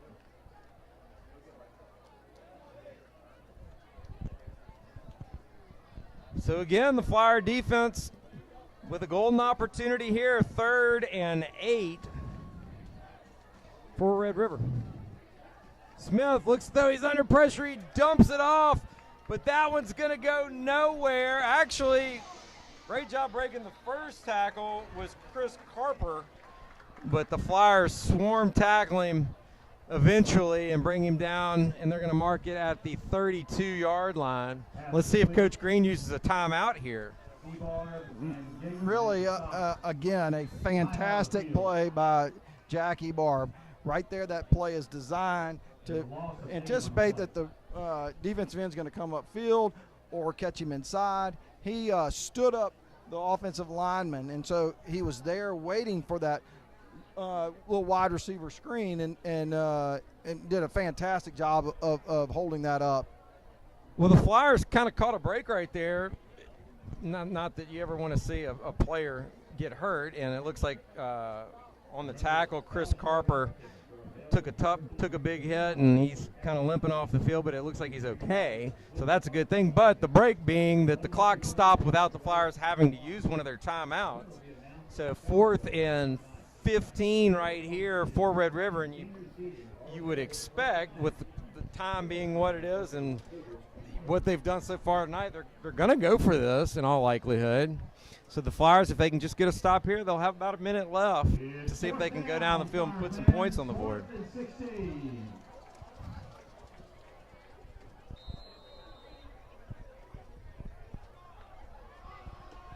So 4th and 16, Smith looks to throw. He's got his man, Jamello McDonald, and McDonald is brought down at the 35 that time. Great job by Jake Black on the tackle. 56 seconds left on the change. And the Flyers will have 2 timeouts to see if they can put some more points on the board. Yeah, it was a nice job by Jake Black right there. I mean, that ball hangs out there a long time on that wide receiver screen like that. And so, you're able to come up and play that. But, if you're hesitating on that, that gives the wide receiver a chance to kind of make an individual move. He did a nice job of getting up there and making the play. So 1st and 10 from their own 34, 56 seconds left with 2 timeouts. If the Flyers you just get the impression that if they can give Carpenter just any time at all, he'd find somebody, because the secondary for Red River has been pretty loose. And he's just going to throw that one up, looking for Black, and Black not able to hang on to that one. Good coverage that time. Warren Bowman there for Red River gets a hand on and make it 2nd and 10. But again, right there, Red River's sending 7 guys up the field. And so you did the right thing. I mean, I have no problem with trying to go and attacking a shorter cornerback with a taller receiver. But that play requires, Jake Black to get downfield, and so Bryce Carpenter has to back up and throw it off his back foot and leave that ball kind of hanging up there. I'd really like to see them get something. If they're going to throw the ball, I'd really like to see them go to maybe Jude right here over the middle, get behind these linebackers. Carpenter's got some room if he can get around the end. Yes, sir. Carpenter's going to get run out of bounds, but not before he picks up what looks like a 1st down at the 43-yard line.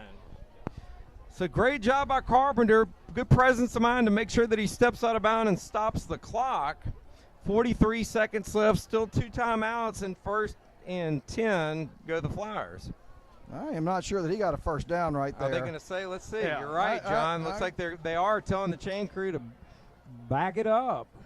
So it would be 2nd and very short. Let's see. Hold on. I don't know how they can get the ball ready for play here. It was interesting. 9-yard gain by Carpenter. Okay, so it's going to be 3rd and 1. 3rd and 1. So he said he just a little bit short of the line of game. So 3rd and 1. Stepped out of bounds, so the clock did stop. Carpenter, big arm. He had a little bit of separation, did Reagan Coyle, but Carpenter puts it about 5 yards over his head, and it'll be 4th and 1. And here's an interesting call right here, John. We're inside Flyer territory. I know it's just 1 yard, but you hate to turn the ball over on downs right here and give Red River a puncher's chance at it, but let's see what they decide to do. And I mean, you're asking your linemen to play basically, a pass blocking situation. I mean, you need to be able to attack a defense too. Carpenter's going to keep that one, and I don't think he's going to get it, John, unless he does on his 2nd effort, and he does! Great job, Bryce Carpenter keeps the legs moving and picks up a huge 1st down right there for the Flyers, and quickly Mike Green gets a timeout. Yeah, that took a little too long right there. That one had turnover on downs written all over it. Well, honestly, the Flyers are probably a little bit fortunate that the officials didn't blow that one dead due to forward progress being stopped, because it sure did look like he had kind of met a wall right there at first, but he kept those feet churning, picked up a huge 1st down. Even if the Flyers don't go on to score here with 27 seconds left, just the mere fact that they got the 1st should at least keep the ball out of Red River's hands for the rest of the half. Well, again, I mean, you can see the Flyers, have got to, if they're going to attack this by passing the ball, rolling Bryce Carpenter out to give him a little bit of time and giving the choice to either run or pass the ball would certainly make a lot of sense. But him sitting in the pocket the way he is, I mean, they're getting people into the backfield every play. The breeze has really picked up here in just the last couple of minutes, right into Carpenter's face too, so probably a little tougher to throw in the direction he's throwing in, but he's going to try to wing one, and he gets some air into that one. Looking for his man Black, and again, good coverage that time by Warren Bowman of Red River.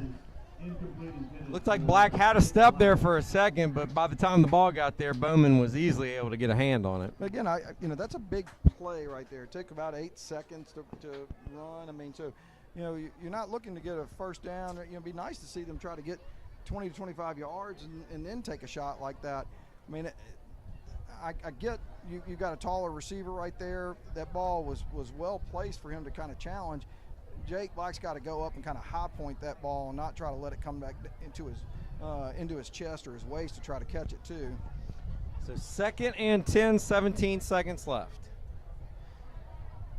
Carpenter runs out of bounds. He loses the ball, has it stripped. He was kind of carrying it a little carelessly with one hand right there, John. Might want to think about that next time he's running out, running out in the flats. But 10 seconds left, it'll be 3rd down and 14 or 15. It'll be a 5-yard loss right there. And with 10 seconds left, we'll see what Coach Green decides to do here. 2 timeouts for Red River, so they could stop the clock in theory if they wanted to.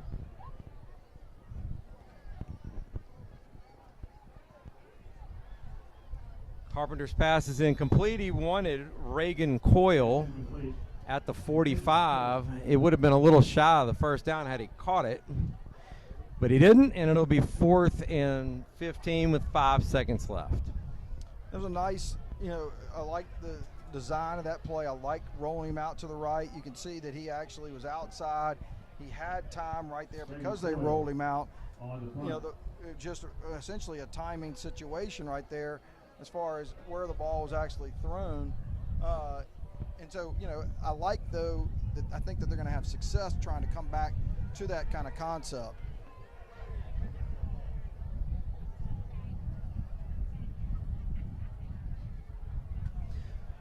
Little sidewinder punt is going to roll out of bounds, but not before the clock hits zeros, and that'll be the half.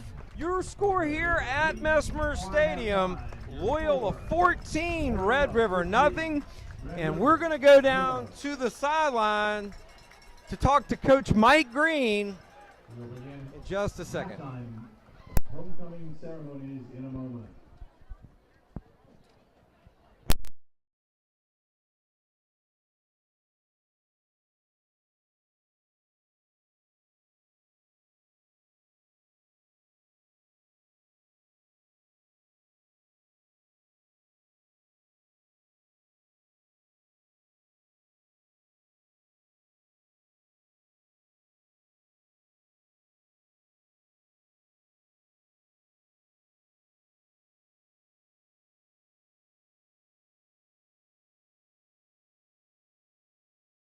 We're down here on the field live with Loyola head coach Mike Green. Coach, coming into this game, your defense has been giving up nine and a half yards a carry.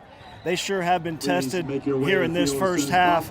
They've been put in position time after time after time, but they've managed to pitch a shutout. Tell me about the energy and passion of your defense tonight. Well, it's exciting, and I knew all week we were going to have a good week because the guys just even at practice there was a little up tempo, so I felt good. We have some good reads. If they'll keep following the reads, we should be okay. And they're swarming to the ball, what we hadn't done in the last few weeks. So I'm very pleased so far. We still got a lot of ball left, though. Totally agree. And offensively, we've gone to the pass quite a bit here in the first half. Is there something that you guys see that y'all are looking to exploit? Well, they're man coverage, and we have about 6 inches on one of their DBs, and we're trying to get it up where, our 6'2" guy can go over. So that's what we thought going into this, that we could throw it up. And we've had a little success, but not enough just yet. Gotcha. Thank you so much, Coach. Good luck in the second half. Thank y'all.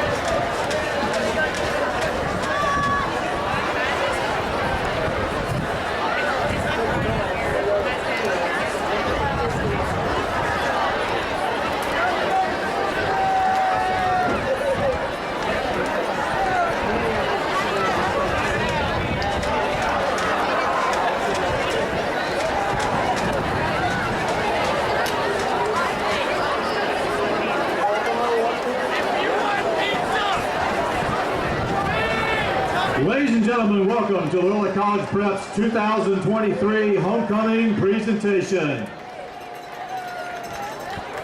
First up, we have freshman maid Ella Brazil.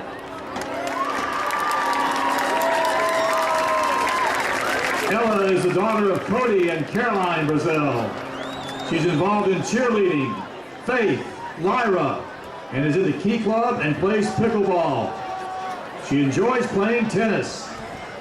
Ella is being escorted by her father, Cody Brazil. Freshman maid Ella Brazil.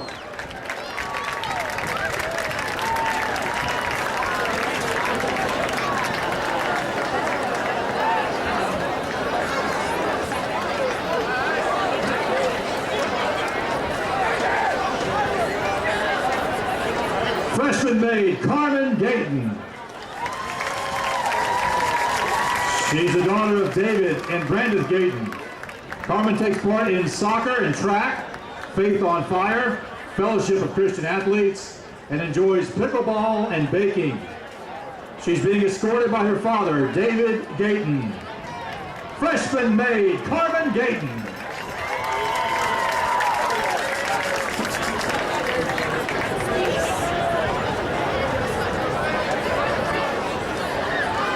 Sophomore maid, Kate Bell.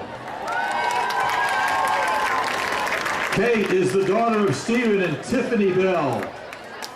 She loves Loyola and travel volleyball, equestrian events at Holly Hill Farms, and she's a member of FCA, Faith, and Key Club. She also enjoys snow skiing and traveling. Kate is being escorted by her father, Stephen Bell. Sophomore maid, Kate Bell.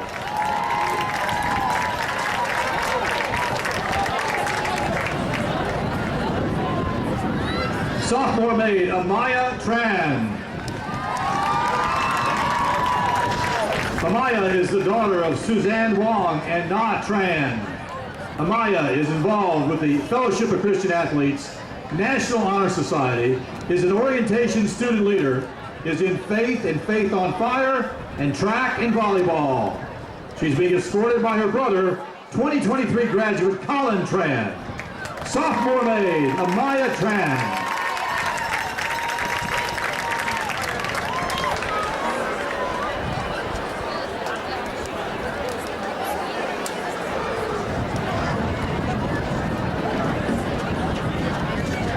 Junior maid, Chloe Barre. Chloe is the daughter of Brad and Lauren Barre. She is active in FCA, National Honor Society, an orientation student leader, in Faith, Faith on Fire, and plays tennis and volleyball. Chloe is being escorted by her father, Brad Barre. Junior maid, Chloe Barre.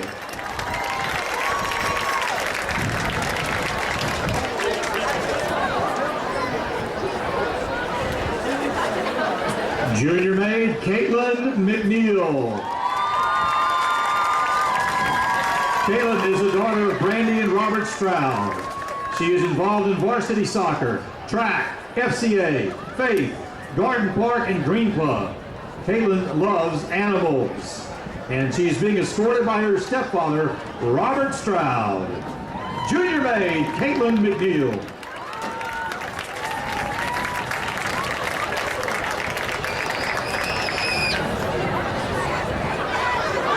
Senior maid, Madeline Lowe. Madeline is the daughter of class of '96 alum Michael Lowe and Nicole Lowe. She is a faith officer, sporting clay club, and media arts. And her hobbies include painting. She makes merchandise for 318 Art Company, playing electric guitar, working on projects for media arts as she plans to pursue a career in sports broadcasting. She's being escorted by her father, Michael Lowe. Senior maid, Madeline Lowe.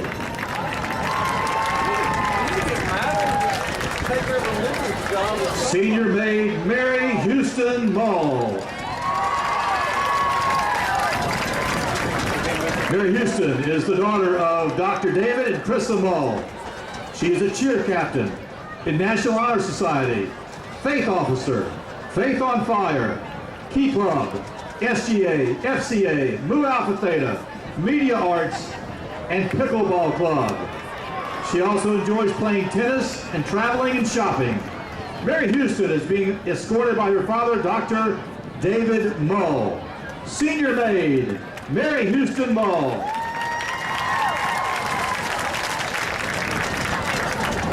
Senior maid, Savannah Smith.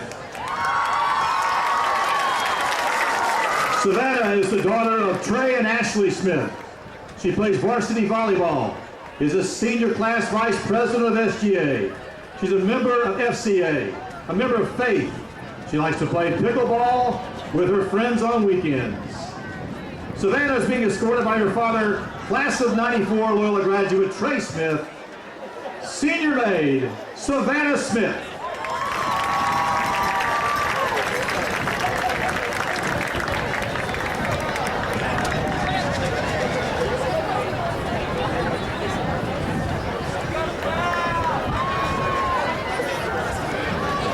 JV cheer sweetheart, Caitlin Clark.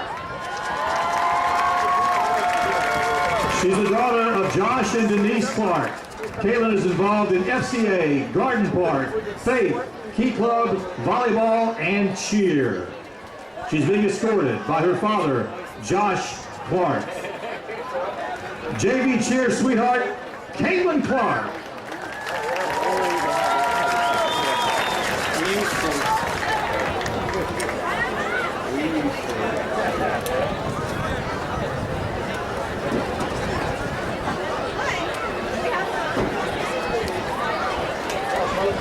Cheerleader favorite, Eloise Ogden. Eloise is the daughter of Alan and '89 Loyola graduate Kristen Ogden. She's active in cheerleading, National Honor Society, Fellowship of Christian Athletes, Faith Chairman, Key Club Vice President. Eloise's hobbies include tumbling and playing pickleball. She's being escorted by her father, Alan Ogden. Cheerleader favorite, Eloise Ogden.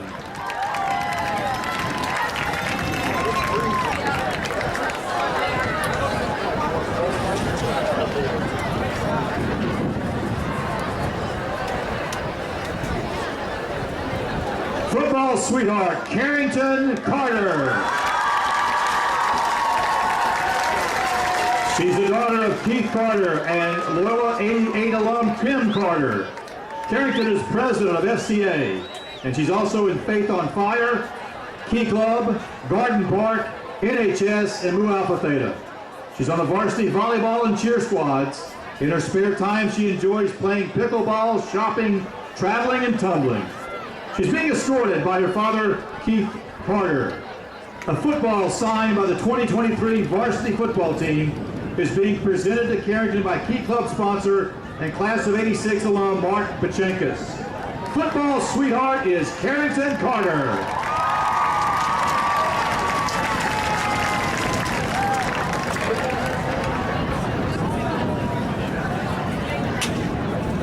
And now, ladies and gentlemen, your 2023 homecoming queen, Molly McGill.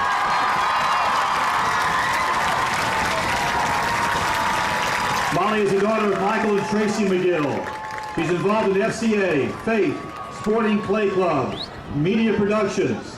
She serves as a Eucharistic minister at Loyola and is interning as a teacher's assistant at St. John's Cathedral School. In her spare time, she enjoys babysitting and shopping. She plans to attend LSU or Louisiana Tech and study speech-language therapy or elementary education. She's being escorted by her father, Michael McGill. Molly's crown is being presented by the Loyola class of '84 alum and principal, Mr. John LeBlanc. Ladies and gentlemen, your 2023 homecoming queen is Molly McGill.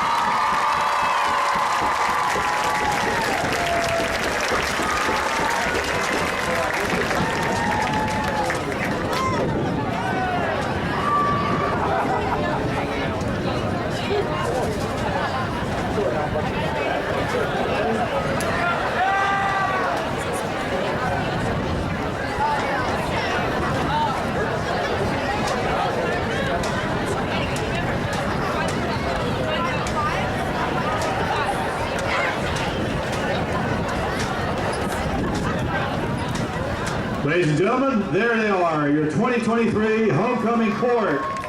And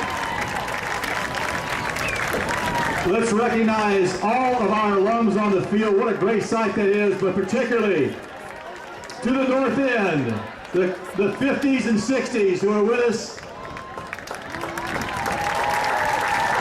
Such a pleasure to have you with us here at halftime, and all of our alums. It's one of the great things that makes Loyola special. You are always welcome to come back and be with us. Thank you so much for taking the time to be here.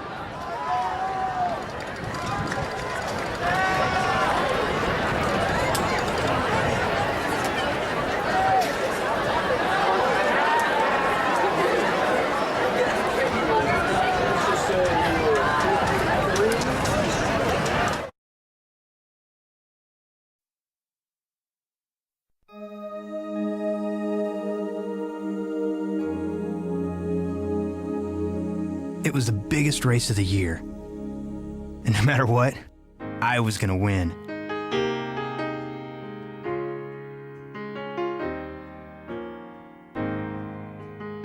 Sometimes things happen you just can't explain.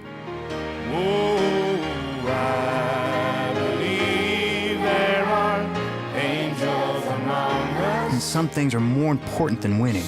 Down to us from somewhere up above, they come to you and me. I don't remember who won the race that day, To show us how to live, but I'll never forget how I felt. teach us how to give, to guide us. Including others. Pass it on. A message from the Foundation for a Better Life.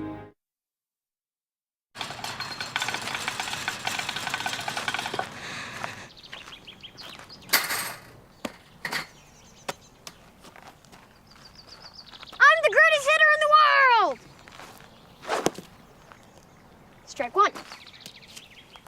I'm the greatest hitter in the world! Strike two.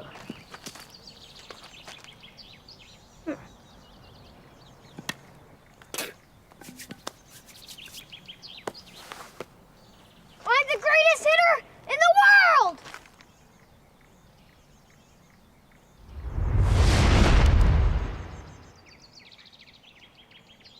Strike three. Wow, I'm the greatest pitcher in the world! Yes! Optimism. Pass it on. A message from the Foundation for a Better Life. Hey, Travis. Get some friends, loser.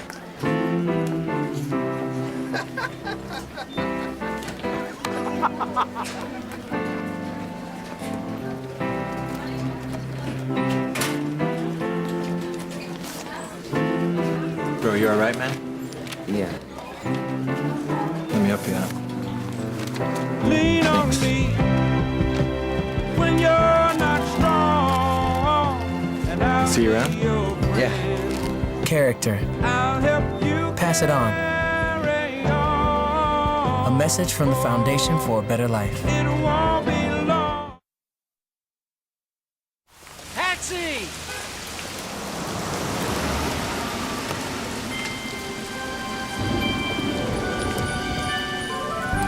When you can't do it all, do what you can. Compassion for others.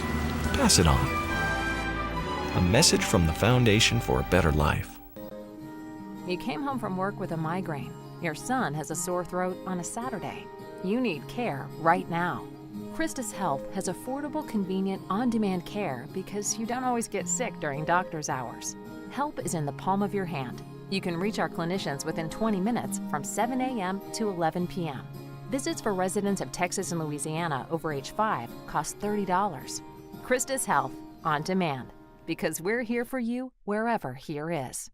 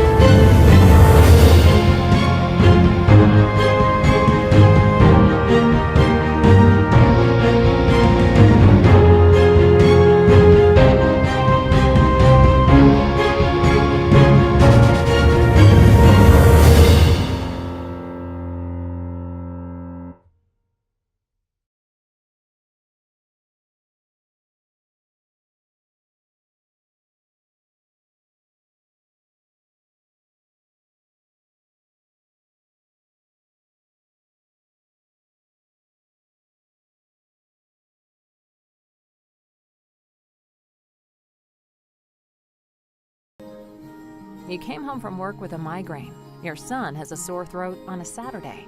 You need care right now. Christus Health has affordable, convenient, on-demand care because you don't always get sick during doctor's hours. Help is in the palm of your hand. You can reach our clinicians within 20 minutes from 7 a.m. to 11 p.m. Visits for residents of Texas and Louisiana over age 5 cost $30. Christus Health, on demand, because we're here for you wherever here is. How does your bank define local?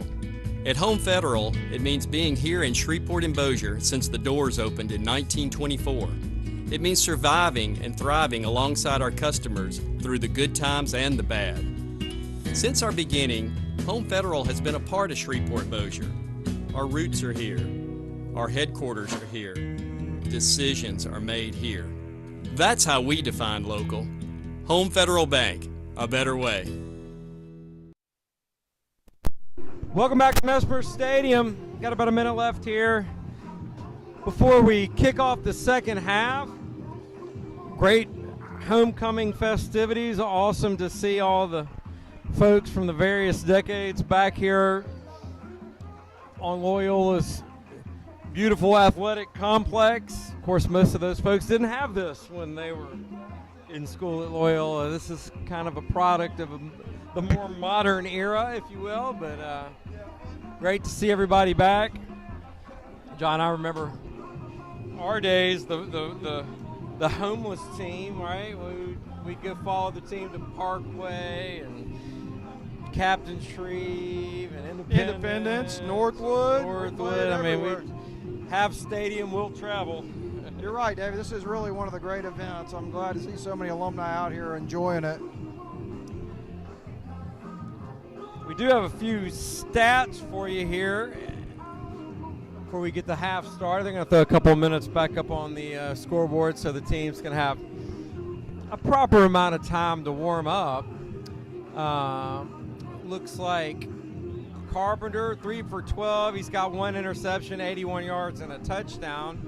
Black has 1 reception for 41. Guthakonda 1 for 36 and a touchdown.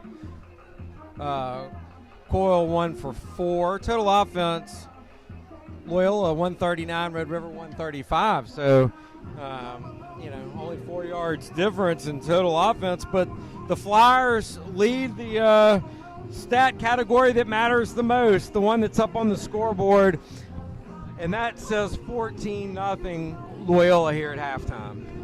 Yeah, David, we emphasized it a number of times, though. This game could be, more comfortable for the Flyers, but they are kind of determined to try to push the ball down the field, passing, and Red River's, really kind of taking advantage and putting a lot of pressure on Bryce Carpenter. It's not like Bryce Carpenter's some, fresh out of the gate quarterback. He knows what he's doing, and he's made at least 2, if not 3, exceptional plays that led to scores. But you can't expect that all the time. I mean, you really want your quarterback to get comfortable. You want him to be able to get his feet set. And there's been very few times that he's been able to set his feet because Red River is coming at him. And so, you really got to start taking the game to them. I mean, right now, the Flyers are trying to avoid certain things, and you really need to just, instead take it to them. And I'd really like to see them try to, run the ball effectively in the second half. Well, you hit on something in terms of balance and our ability to run the ball. Thomas Gosley, older brother Patrick Gosley, excuse me. I'm sure Thomas likes the credit. Yeah, I'm sure he would. Patrick, he was arguably one of our best offensive weapons last week against North DeSoto. He had a really nice game, and a game where we didn't score a lot of points, but he played well. And now coming into the second half, you can't blame Coach Sella.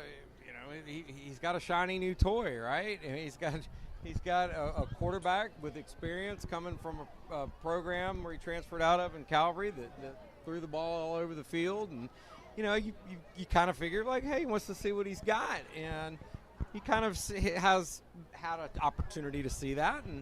But now we're at halftime. We've got a 14-point lead. our defense looks as good as it's looked all year. So you got to figure that, Loyola probably will come out with at least more balanced approach, if for no other reason in the second half than to run some clock.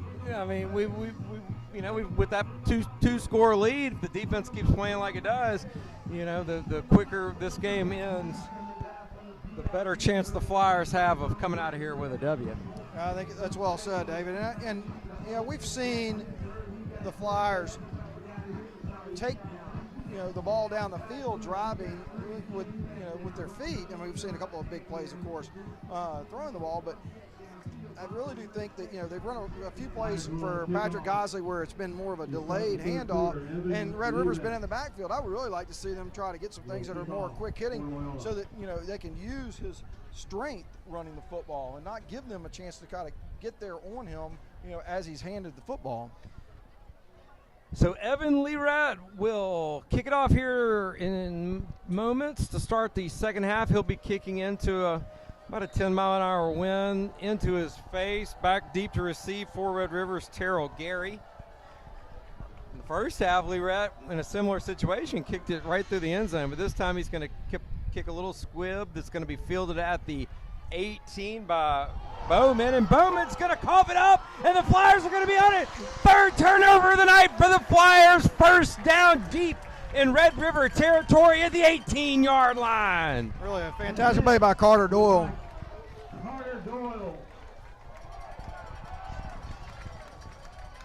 Yeah, that's a second really outstanding play by Carter Doyle this game. Earlier, he was able to make that play on the edge and really was a really strong tackle, and right there, a really strong tackle that jarred the ball loose. Great job by Doyle that time, and the Flyer offense is in business. 1st and 10 from the Red River 18.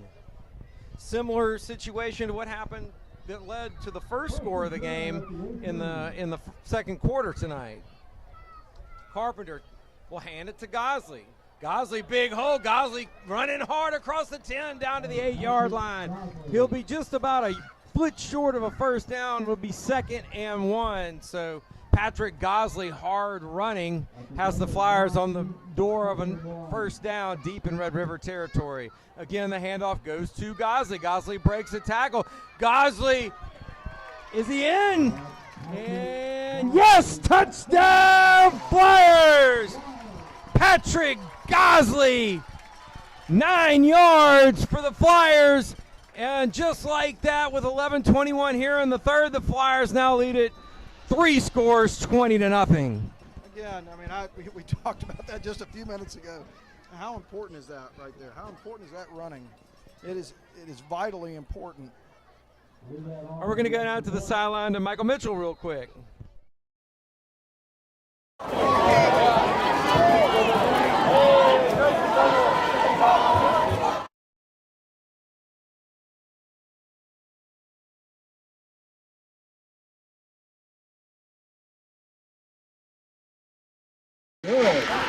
Michael Mitchell back here at Mesmer Stadium. Wow, what a way to start the second half.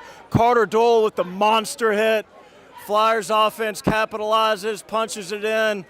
Great way to get this homecoming rally going. Love it, guys. Keep it up. Back to you. Thank you, Michael.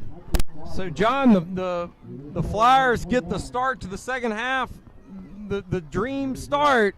Get a quick turnover and score, and just like that, a 2-score lead turns to a 3-score lead, 21-0 Flyers. Well, what that did right there, David, is it gave your offensive linemen the chance to just go and block, not have to try to pick up rushers in a passing situation. They were able to go and work on their blocking techniques. They need that, and that's going to be an important part for the rest of the season. So I'm really glad to see them get out running the ball. So Lee Rudd again with the squib. It's going to be fielded at the 32. That's Smith with takes a huge hit, and I'm not so sure. Let's see, that was, I couldn't tell who that was. Who is that, John? That is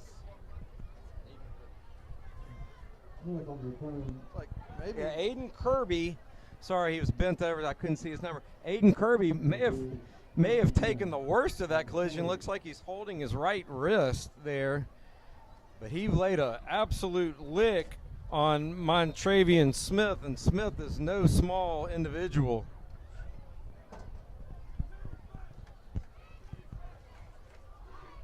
So 1st and 10 Bulldogs from their own 40. All of a sudden find themselves down 3 scores. Smith under pressure, he's just going to roll out of bounds and darn near throws that one away into the waiting arms of, I believe that was Casey Wall, John? I believe so. A really nice job by Reggie Sipes right there, coming off the left defensive end position. And he read his responsibility first, and then was able to take a good angle to try to follow the quarterback on the outside.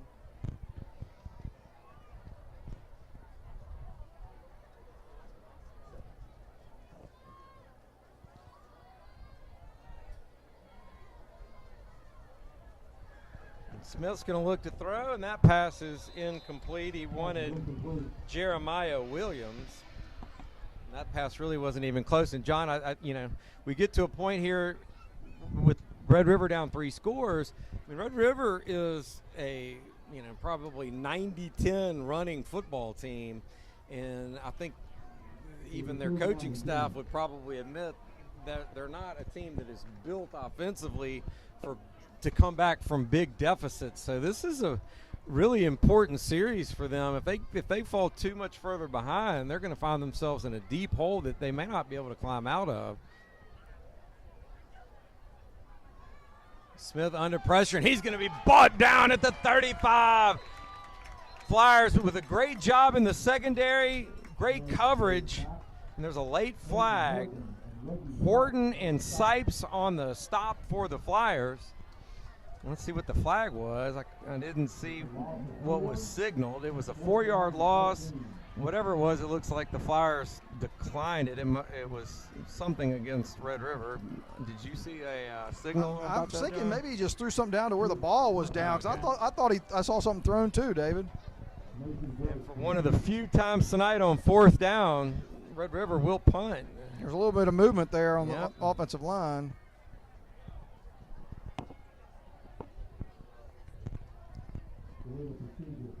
Procedure is the call against Red River. That'll mark it back 5 yards. 4th and 19 at the 31. And, the Flyers sent Wyatt Lofton up the middle again, and he was the one who almost had a block and ran into the kicker before, but it looks like he's still got that same gap. So Mason Drake will move up to the 35-yard line, and this time the Flyers block it. Great job. He's been flirting with it all night, and finally Wyatt Lofton got in there and got a clean block for the Flyers. And the funny thing about that is, David, he actually slowed up and still realized that he was going to kick. Well, he learned from his earlier mistakes. Good for him. Exactly right.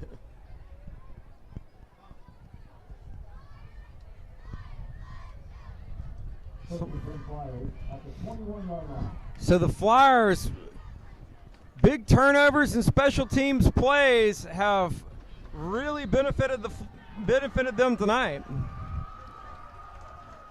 Carpenter's going to hand off to Gosley, and Gosley going to keep his legs moving down to the 16-yard line. Be a gain. Looks like they're going to say he lost the ball. Yeah. And there was still no whistle blown.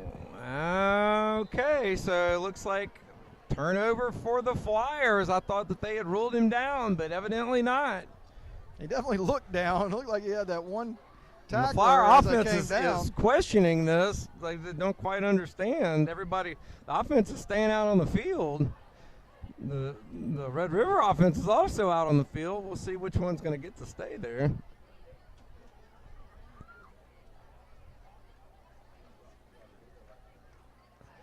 Sure, Coach Green's going to love this Coach explanation. Green is going to get an explanation here as to what just happened.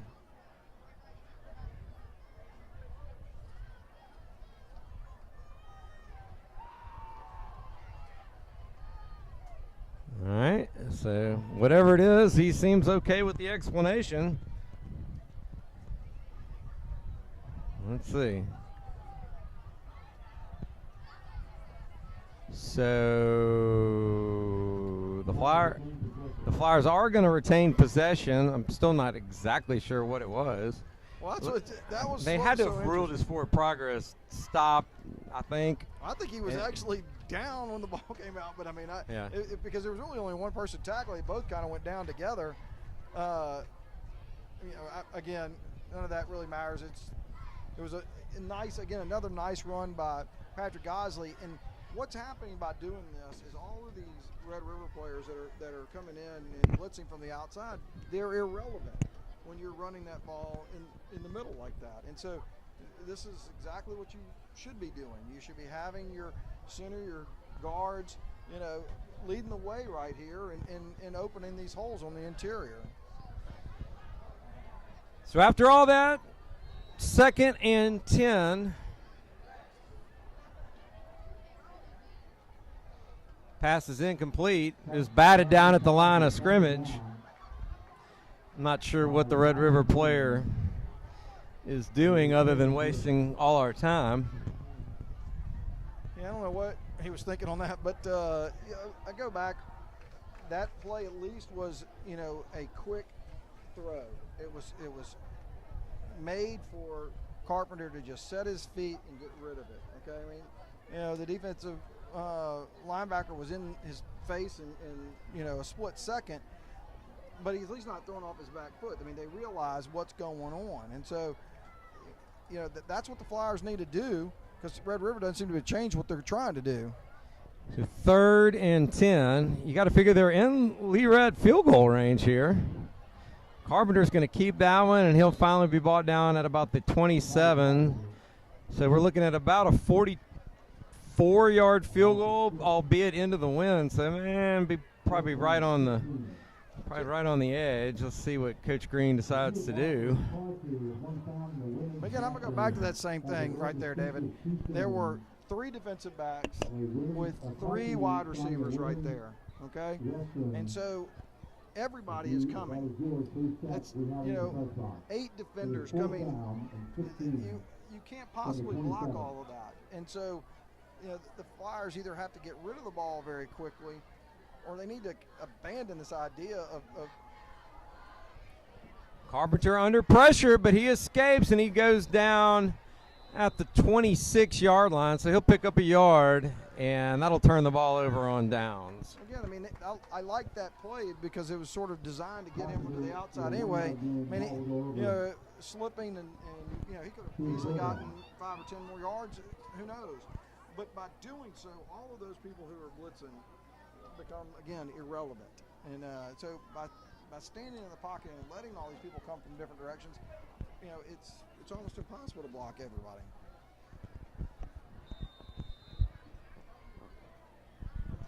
Red River 1st and 10 from their own 25. Malik Smith's going to keep this one. Rolls out, and he completes a little bunny out into the flats to Montravian Smith. Smith will take it up to the 40. It'll be a 14-yard gain and a first down for Red River. I thought they missed a little hold on Patrick Gosley as he was coming upfield right there, but he was trying to do a good job of actually containing, but he got held, which allowed for the quarterback to get outside of him.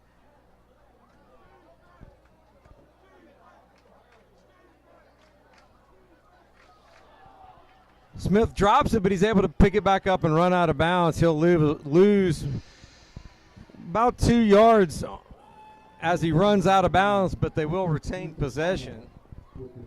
He was lucky the ball bounced back up in his hands as cleanly as it did. And that was that double guard pull that they were able to get a big 40-yard run off of.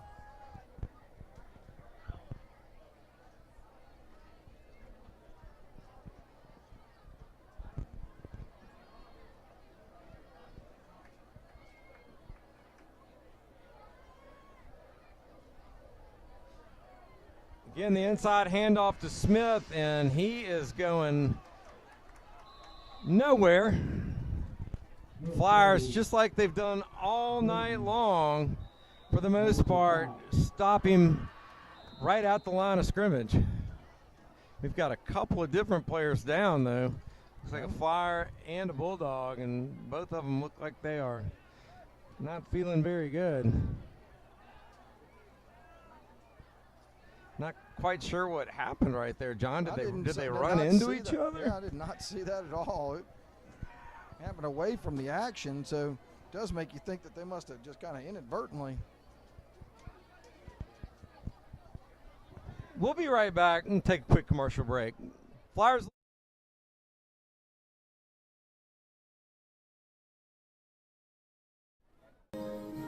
You came home from work with a migraine. Your son has a sore throat on a Saturday. You need care right now. Christus Health has affordable, convenient, on-demand care because you don't always get sick during doctor's hours. Help is in the palm of your hand. You can reach our clinicians within 20 minutes from 7 a.m. to 11 p.m. Visits for residents of Texas and Louisiana over age 5 cost $30. Christus Health, on demand, because we're here for you wherever here is. How does your bank define local? At Home Federal, it means being here in Shreveport and Bossier since the doors opened in 1924. It means surviving and thriving alongside our customers through the good times and the bad. Since our beginning, Home Federal has been a part of Shreveport Bossier. Our roots are here. Our headquarters are here. Decisions are made here. That's how we define local. Home Federal Bank, a better way. Welcome back. That was Reggie Sipes for the Flyers, who had gone down earlier, and Rafe Suggs for Red River. Both players are thankfully no worse for the wear. I'm going to take a play or two off while they get themselves back together. Let me come back to action here. It'll be 3rd and 13 for Red River. They need midfield for first down. Smith's going to hang on to that one. He's got some room if he wants to keep it, and that's exactly what he's going to try to do, but he is going to get tracked down by Jude Gayton. Great play in the open field by Jude Gayton. It'll be a gain of 4, but nowhere near enough for a first down. That'll make it 4th and 9. Yeah, that was very reminiscent of a game a couple years ago. Jude Gayton had a play at the very end of the game where a first down could have kept Red River going. And he was in the open field like that and tracked somebody down. It was a game-saving tackle. So Red River leaves the offense on the field, down 3 scores with the clock moving in the wrong direction. 6:40 left here in the third. And looks like we're going to have a timeout by Red River. They want to talk about it. So we'll take a timeout with them. 6:37 in the third. Flyers lead at 21-0. You're watching Flyer football on LCP TV. How does your bank define local? At Home Federal, it means being here in Shreveport and Bossier since the doors opened in 1924. It means surviving and thriving alongside our customers through the good times and the bad. Since our beginning, Home Federal has been a part of Shreveport Bossier. Our roots are here. Our headquarters are here. Decisions are made here. That's how we define local. Home Federal Bank, a better way. Welcome back. Not coming out. Carl, you're saying that the telecast isn't coming out clear. Something like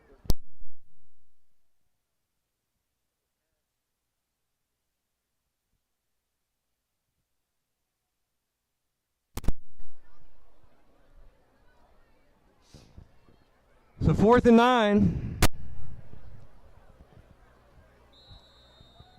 This is almost a must-get first down if you're a Red River fan, you would think. As we talked about earlier, an offense just really not built for a big comeback, and they're going to get bailed out by a flag. Ball was just basically thrown up for grabs to Terrell Gary, and it looked like the Flyer defender got there right when the ball did, but the official didn't look at it that way. It's not only that, but he didn't even touch the receiver. I mean, the ball. Again, it was a very bad angle. it was the side judge and not the back judge that is actually throwing that flag, and that really should be the back judge's call. I mean, a terrible angle to try to make that call right there, but it is what it is. So after the penalty, the ball will be marked at the Flyer 44. 1st and 10, Red River. Just about 6.5 minutes left in the third. Red River trails it by 3 scores, 21-0.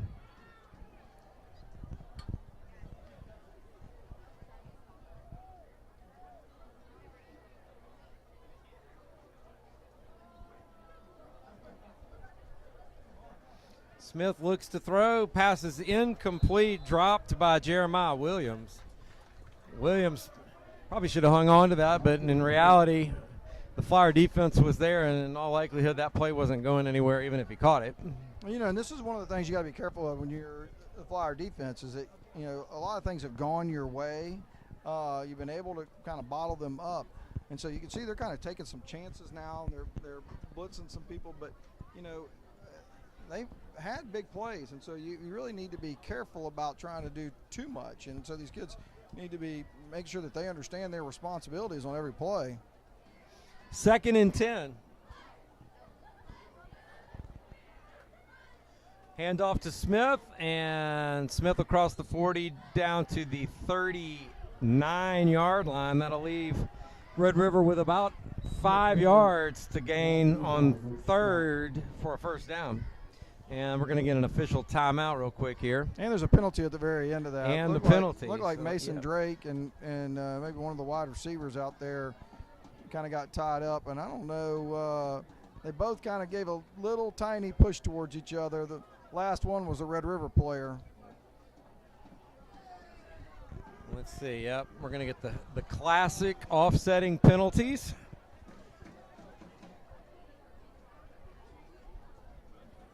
After all that,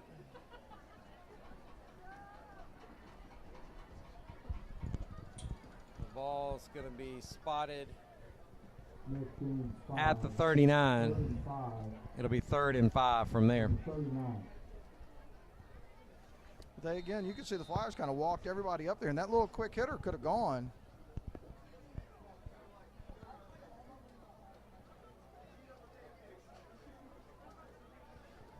The pitch goes to Jaden Stewart, and Stewart is going to pick up a first by about a yard down to the 32, but good open field tackle by the Flyers that time.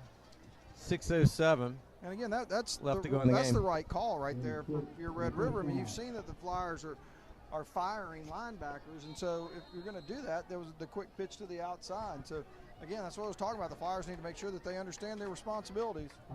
All right, hydration break time. 3rd quarter, Flyers lead at 21-0. You're watching Flyer football on LCP TV. Taxi!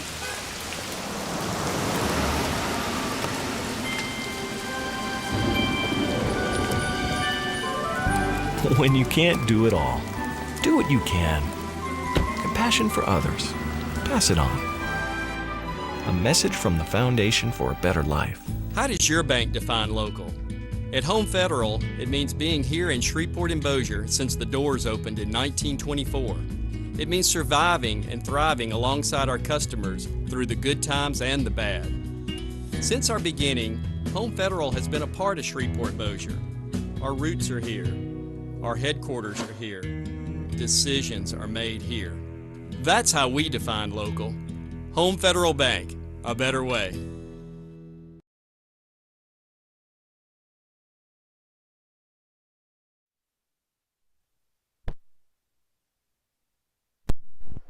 First and 10 from the 34. Handoff to Smith. Smith this time's got a nice run going. He'll take it all the way down just about to the 15-yard line. That'll be a gain of 18 yards. You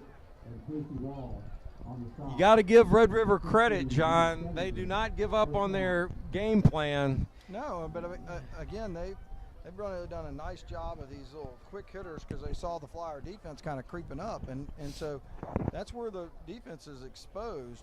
As you walk your linebackers up to the middle, you can catch, the defense off the end. So after the Smith run, first down from the 17. Smith's going to get it again, but this time the Flyer defense is up to the task, and he'll make it back to the line of scrimmage. And that's it, but here comes a late flag.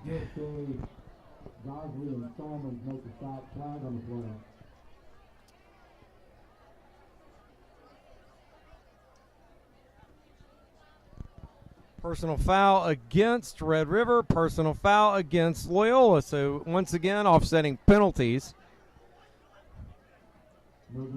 It'll stay first and 10 Red River.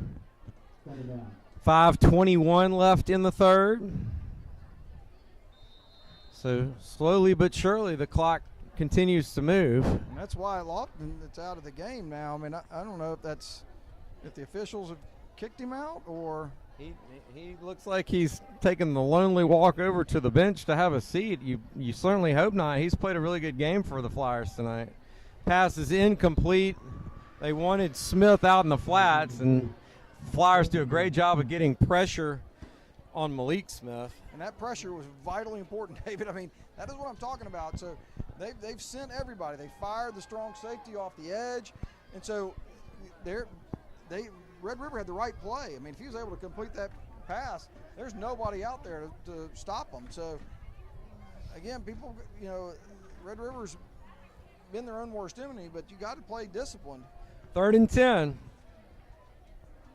Handoff goes to Smith, and Smith does his best one-man show, picks up maybe a couple of yards. It'll make the 4th down play a little bit shorter for Red River, but it's still 4th and long. Going to be 4th and about 7. Red River needs the 12-yard line for a first. Big play right here. You got to figure if the Flyers can get off the field here and burn some more clock, they're in pretty good shape.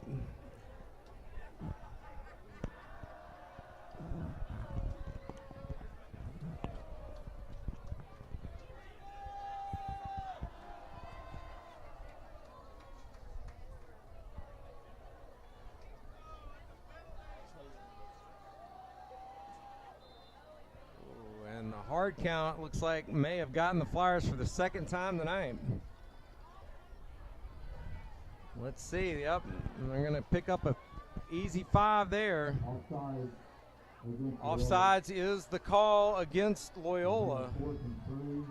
And that'll turn a 4th and 7 down to a 4th and about 3.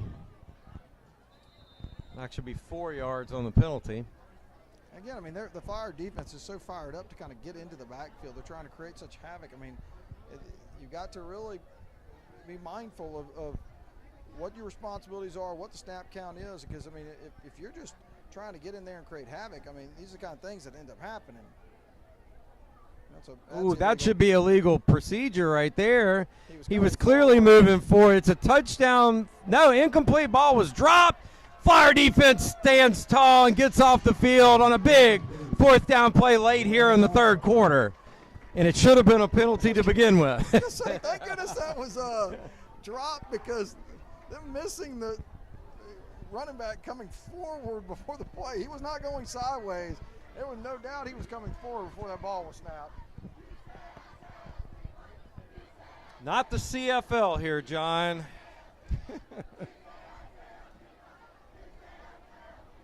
So great job by the Flyer D that time, any which way. 3:41 left in the 3rd, and the Flyer offense is going to get the ball back on their own 9-yard line. You got to figure we'll see a pretty decent dose of Patrick Gosley right here. Well, Patrick's not in. Looks like they've got Mason Drake right. in. Mason Drake is in. You are correct.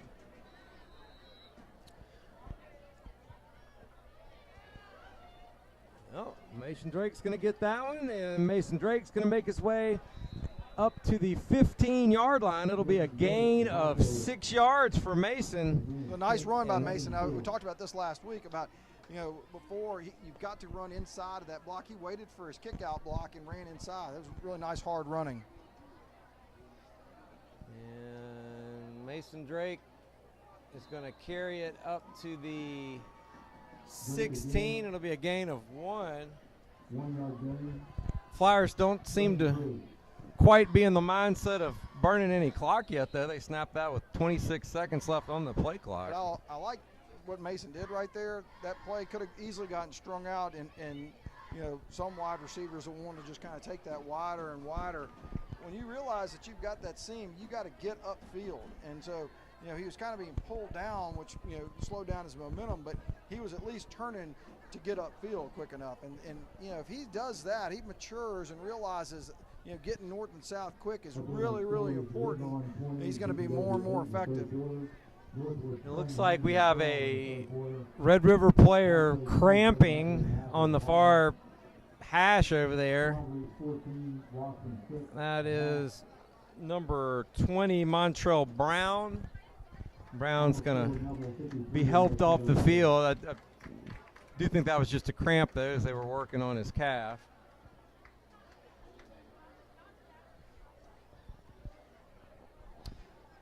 So the Flyer offense will make their way back onto the field in a third quarter that just doesn't seem to want to go away, John. I mean, we're still sitting here with 3 minutes left to go. It just seems like we've been stuck between 5 and 3 minutes for the last 20 minutes.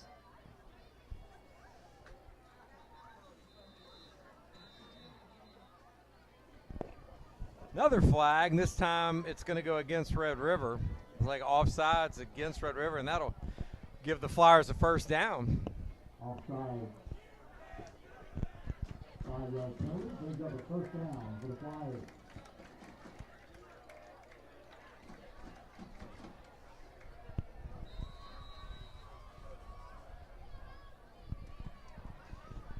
So first down Flyers from their own 21.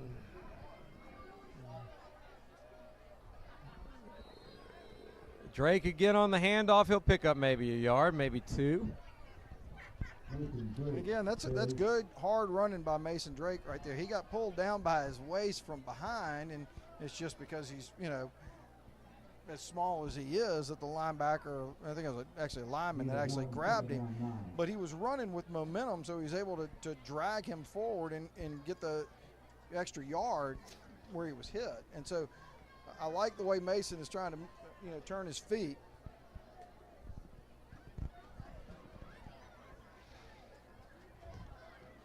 Pass complete to Reagan Coyle. Coyle will be brought down at about the line of scrimmage. No gain on the play. Might have even lost a yard there. And that'll make it 3rd and 9. Yeah, I didn't like that play because they didn't have numbers right there, David. I mean, they had only one block out there, and that was Jake Black, and you know, he wasn't able to get on his block. So really, as far as Reagan got the ball, he had 3 defenders on him in no time.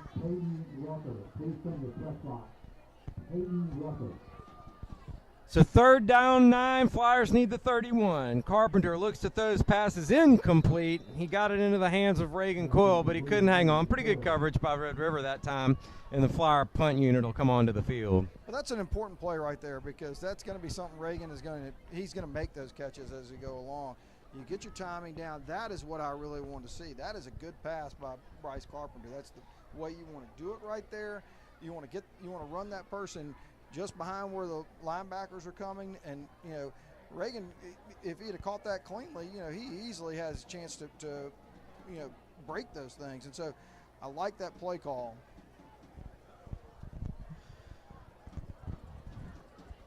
So Xylon Newman stands at the 48, and he'll field it at the 42 and cross midfield, and he's got a pretty good return. Newman, he'll finally be forced out of bounds at the 30-yard line. So nice return of almost 30 yards for Xylon Newman, and Red River's in pretty good field position here at the end of the third quarter to start this next possession. I mean, I don't mean to, you know, say we've had some wasted offensive possessions, but you know, to start this third quarter with a turnover and going down and scoring, you know, quickly, you know, momentum's going your way, at this point, you really just want to kind of have that killer instinct to just finish things off. You want to really put drives together. You want to put that Red River defense in a position to be on the field for 5 minutes.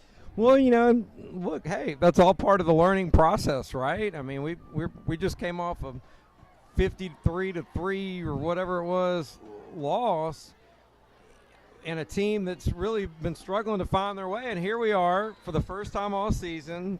A minute left here in the third. We're up 21-0. This is all new territory for this group, right? Like, they don't know how to finish off a game, at least not as a collective group right now. So that's like anything else. They've got to learn how to do this, and that's where that's where Coach Green is working with them right now. They're in this position. That's a good thing. So now we got to figure out how to finish it off.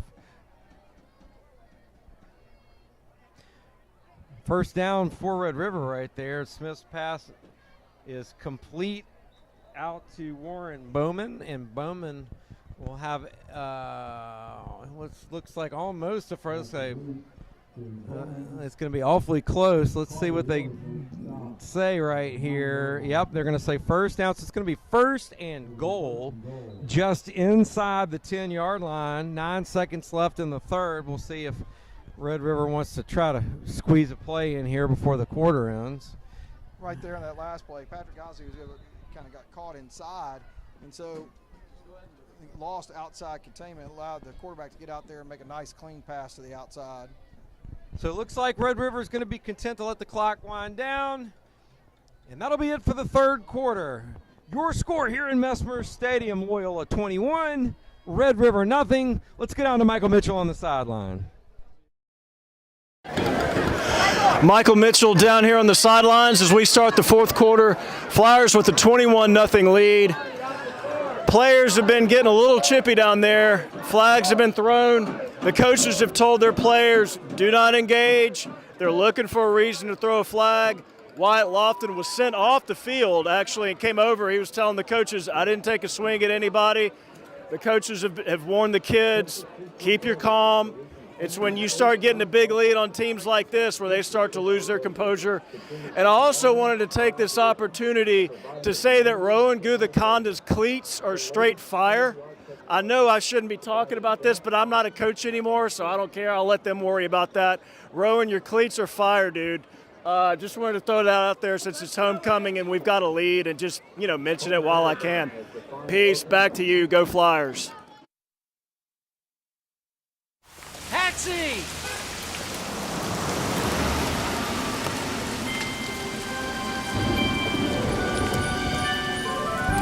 When you can't do it all, do what you can. Compassion for others. Pass it on. A message from the Foundation for a Better Life. Start of the fourth, Flyers lead at 21-0, but Red River's threatening right here, and the handoff is going to go that time. Oops, sorry about that. That was Jamello McDonald on the carry down to the 1. We have a high-tech setup up here, John. The folks would just love to know when anytime we drop a flashlight, becomes very difficult. Second and goal from the 1.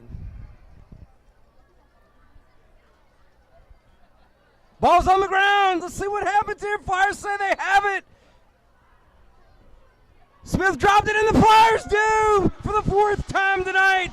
The Flyers with a turnover, and Loyola will have 99 yards, but they'll be just fine with that as Smith drops it on the 1, and the Flyers will take over.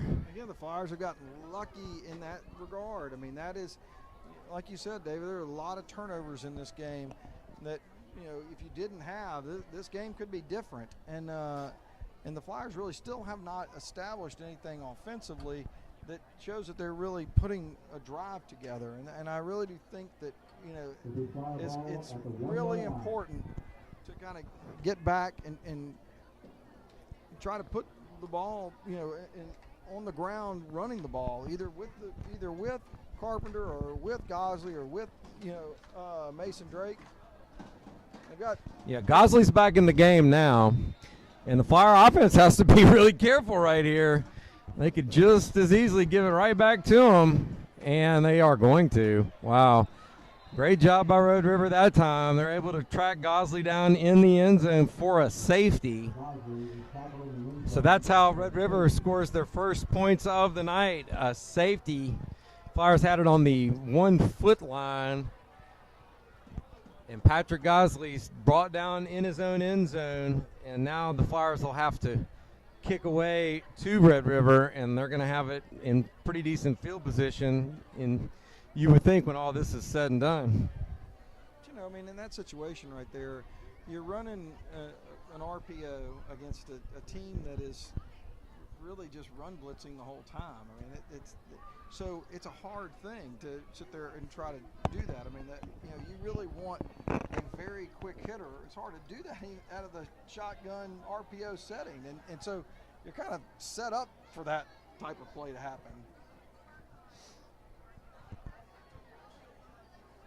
But where the Flyers put this ball, I mean, Red River has been in our territory much of the latter part of the third quarter, and you know, and the Flyer offense has really not brought the ball down into Red River's territory at all, and so it's going to be very important to see, you know, how the defense is able to come up strong again.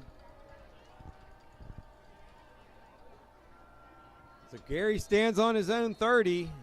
Lee Rhett, he just wanted to pop one up right there, but the official blows the whistle. It's like offside. They call a false start. False start. We had a couple of problems with this in the last game against North DeSoto as well. The Flyer kick team, a little sloppy right there at a moment in time where they don't need to be. I'm trying to understand what he was calling. It looked like he called it way before they addressed the kick. So I don't know what. Xylon Newman moves up a little bit as well as Terrell Gary. You wonder whether they won't let Lee Rhett just try to rip one here.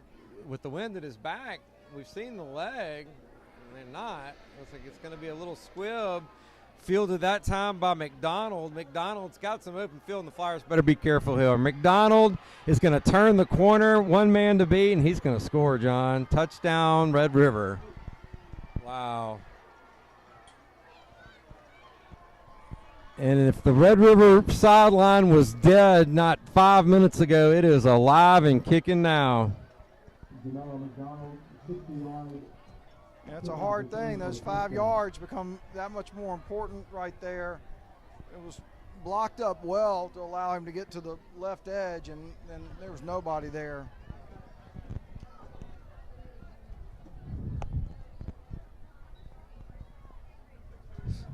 There's 65 yards on the kick return for the score for Jamello McDonald. McDonald, who's a name we didn't really call much in the first half, has made a pretty big impact here in the second half. And Red River will go for 2 to try to make this a 2-score game.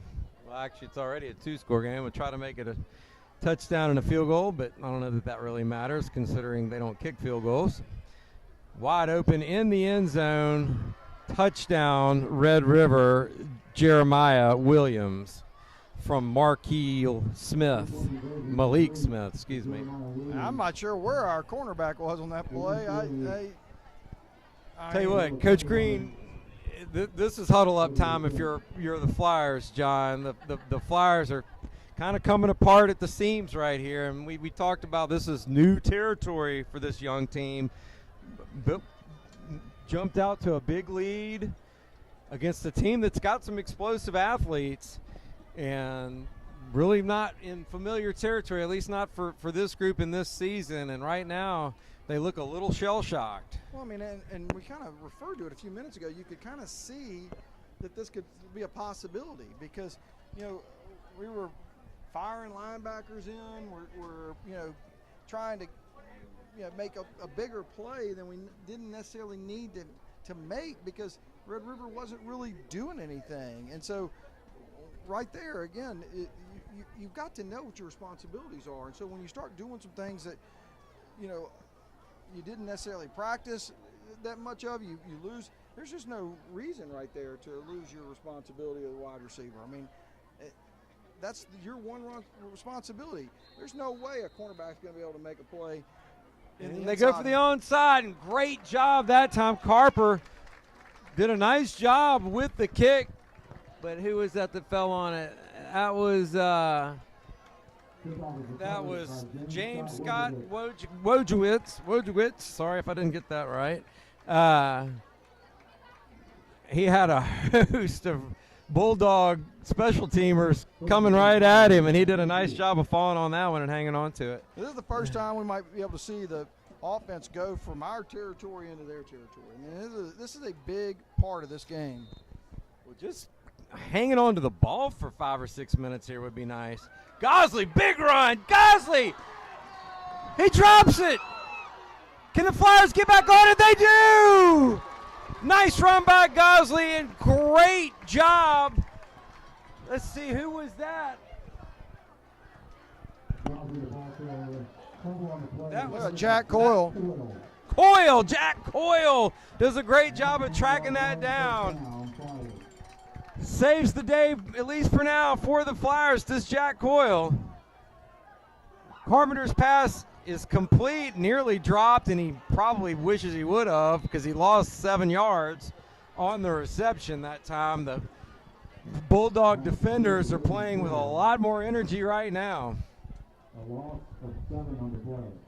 So 2nd and 17 with 10:36 left here in the football game. The Flyers feel like they're nursing at this point an 11-point lead, 21-10.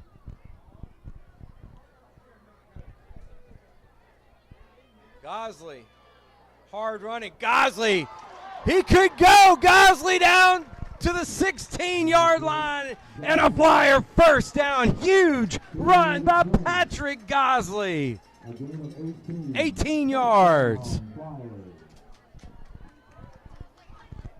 Well, I hate to say that it's that simple, David, but, I'll be riding Patrick Gosley the rest of this game. Again, Gosley on the carry. Gosley, lots of room around the left, and he'll make it across the 10 down to the 8-yard line before he's finally brought down. That's an 8-yard gain on the carry, and that'll make it 2nd and 2. For a long time in this game, Red River's been able to kind of run at the Flyers. And, without ever being kind of hit, you could play a long time playing like that. It wears you down to get blocked. Okay, and so what do you see has happened in these last series?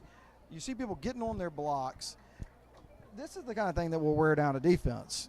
It doesn't wear down a defense to come running full speed through the offensive line. This is the kind of thing that will change the game.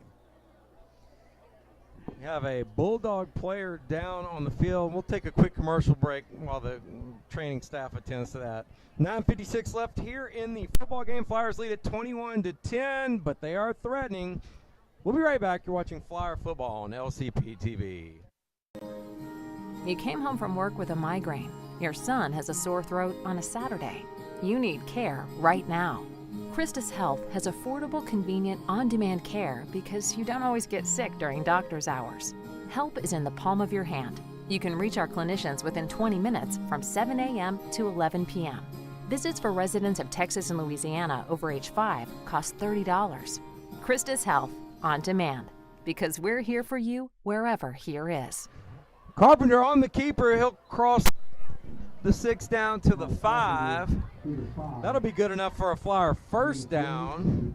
It'll be 1st and goal from there. 9:45 left. Flyers up by 11. And I really like that call right there. Again, giving the Red River defense something else to look at.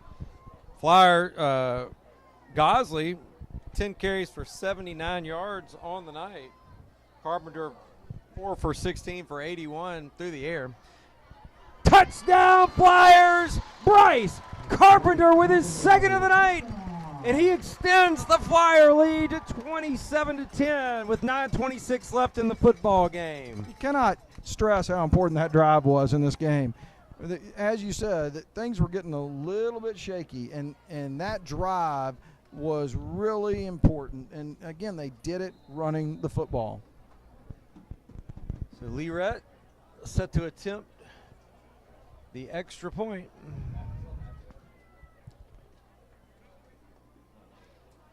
The kick is up, and it is good. It's your score, not 26 left. Flyers lead at 28-10. We're going to go to the sideline for Michael Mitchell. Michael Mitchell back here on the sidelines. I had the privilege of watching one of the funniest things you'll ever see in a high school football game. I'm not going to tell you who said it, but on Red River's kickoff return, a couple of our guys were mouthing off a little bit to the guy who took it to the house for the touchdown for Red River. Thank God Bryce Carpenter and Patrick Gosley bailed his buddy out and put some points back on the board because he'd have felt awfully bad about it. So anyway, Flyers up 28-10. Great night so far. Back to you guys. Thank you, Michael. So big offensive possession right there for Loyola. Extends the lead back up to 18 at 28-10. The Flyers special teams unit's got to be careful here. Make sure they get a little better coverage. And that's going to be another, I don't even know if that's a mistake, though. You almost wonder whether Coach Green didn't tell them to angle it, and they would gladly accept having it 1st and 10 at the 35 or whatever versus a return for a touchdown at this point in the game. I think you're absolutely right, David. There's no way they want to change the momentum that way. Make their offense come down the field.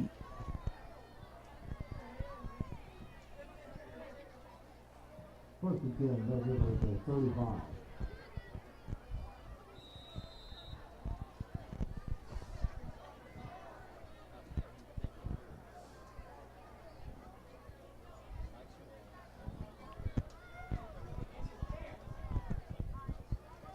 So 1st and 10 at the 35 for Red River. Time is running out on the Bulldogs. The pitch that time is going to go to Gary, and Gary tries to make a couple of men miss, but he's going to be brought down at the 40. It'll be a gain of 5. Make it 2nd and 5. Wall on the stop for the Flyers. Again, I like the play call right there, Red River. They pulled one guard out in front, trying to get him to the outside, and the Flyers played that really well. They had their responsibilities covered.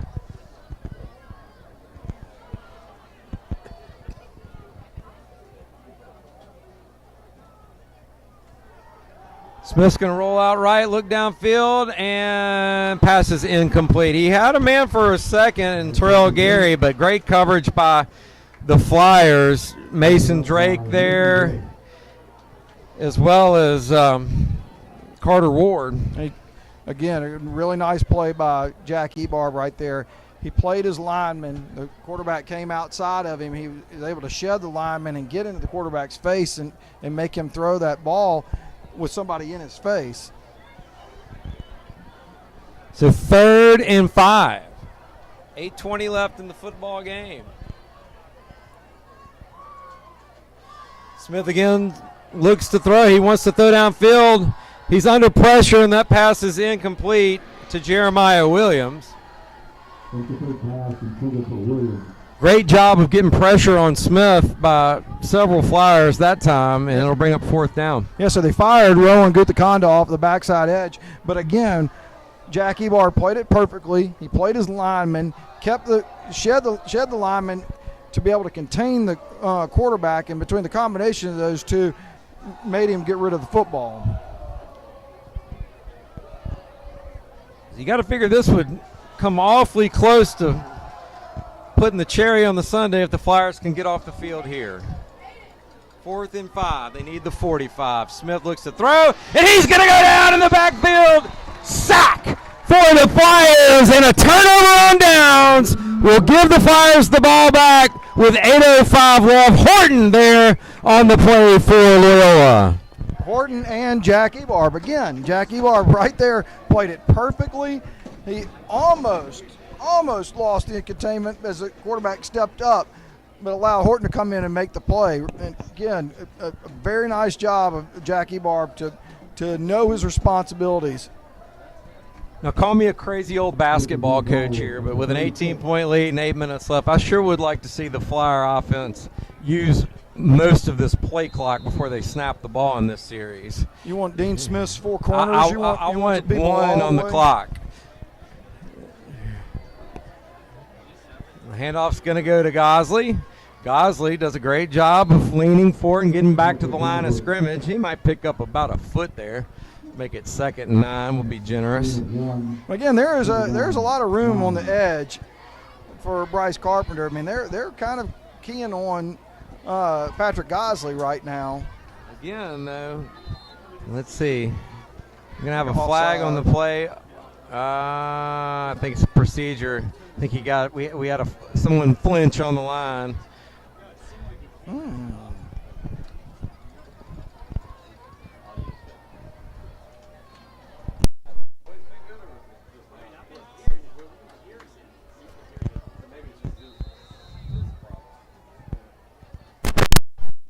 So after the penalty, it'll be 2nd and 14.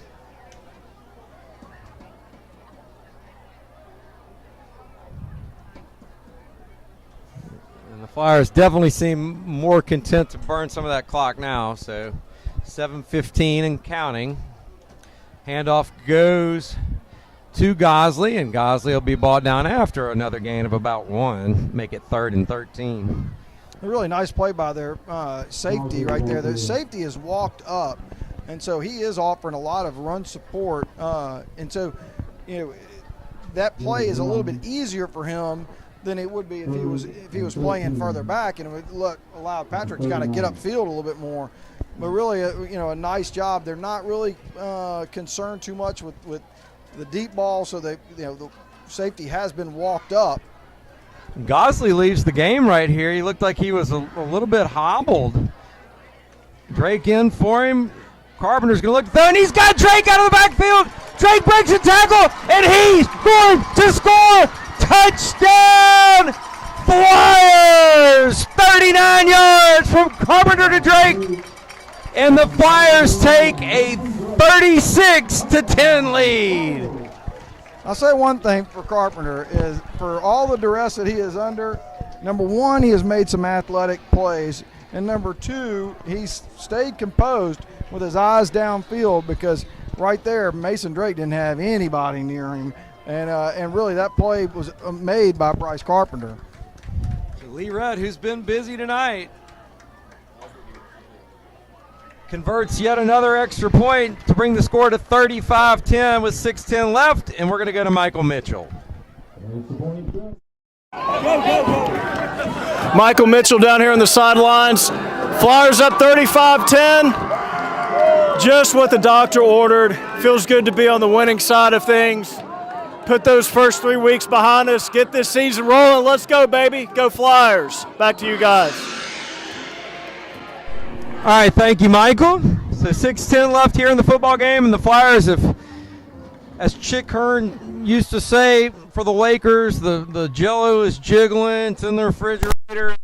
I think the Flyers have pretty much sealed this one with a 39-yard Carpenter to Drake touchdown in a 35-10 lead. Like you said, David, you got to learn how to put people away, and this is a newer experience, and for a young team, this is what's important. I mean, doing the right things, getting on your blocks, playing your responsibilities defensively. These are the things that are going to be lead to success the rest of the season.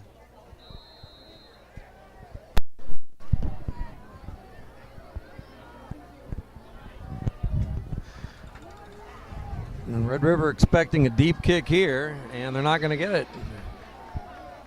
And Red River is just going to be able to fall on it.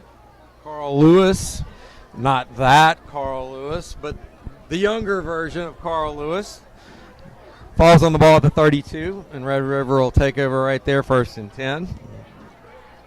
Wonder what his 100 speed is. Well, considering that's the first time we've heard his name called, I'm going to guess it's not what his namesake was. Now we don't know. He might just be a freshman. Let's see. Sophomore, 6'1", 160.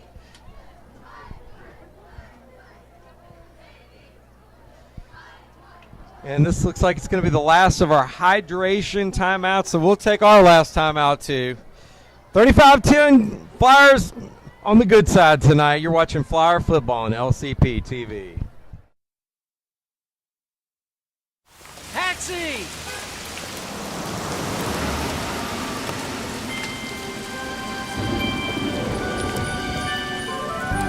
When you can't do it all, do what you can.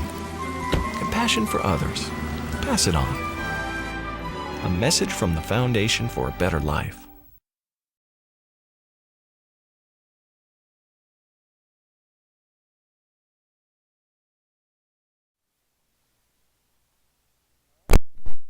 .607 left here in the football game. Flyers playing their most complete game they've played all season. Lead Red River 35-10. Red River has the ball first and 10 from their own 31. Malik Smith wants to throw. He's going to roll left, and he wanted Terrell Gary, but overthrew him. Pass incomplete, make it 2nd and 10. There were a lot of good things on that play right there, David. Even though the play took a long time, the defensive backs were covering well, and Reggie Sipes on the right defensive end played that really well. He waited, and finally the quarterback presented himself, so he didn't lose containment, made the quarterback make the throw.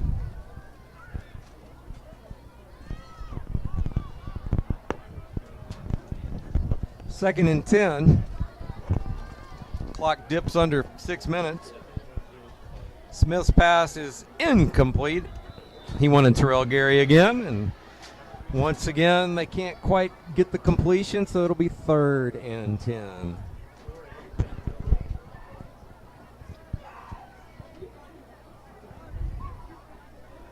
Flyers are substituting. I see number 15, John Luke. Love. In now at corner. 3rd and 10, Malik Smith. They've lost containment in the middle of the pressure, and he completes it out to Montrevian Smith. Sorry. Broken up by Huckabee. Maybe picked up a yard, if that. Make it 4th and long, be about 4th and 10. And Reggie Sipes is getting a break now.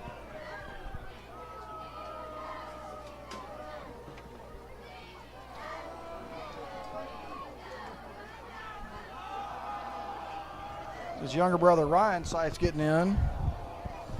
Ryan Sipes, just like his brother Reggie, former Southfield Eagles. See number 20, Alex Mitchell's now playing one of the strong safety positions. Smith under pressure, and he's brought down in the backfield. It looked like Patrick Gosley was the first one there for the Flyers. He'll get the sack, and the Flyers will take over on downs deep in Red River territory at the 25. And we'll see if the Flyers are going to substitute liberally here on offense with about 5 minutes left in a game that they are in control of.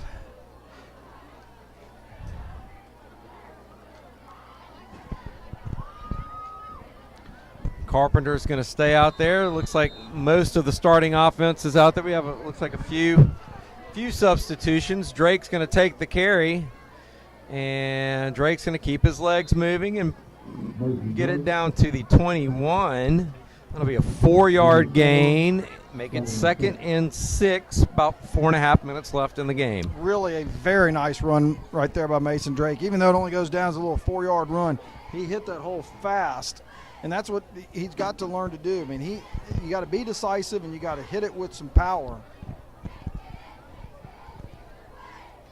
Carpenter's going to keep this one. He's going to be brought down in the backfield.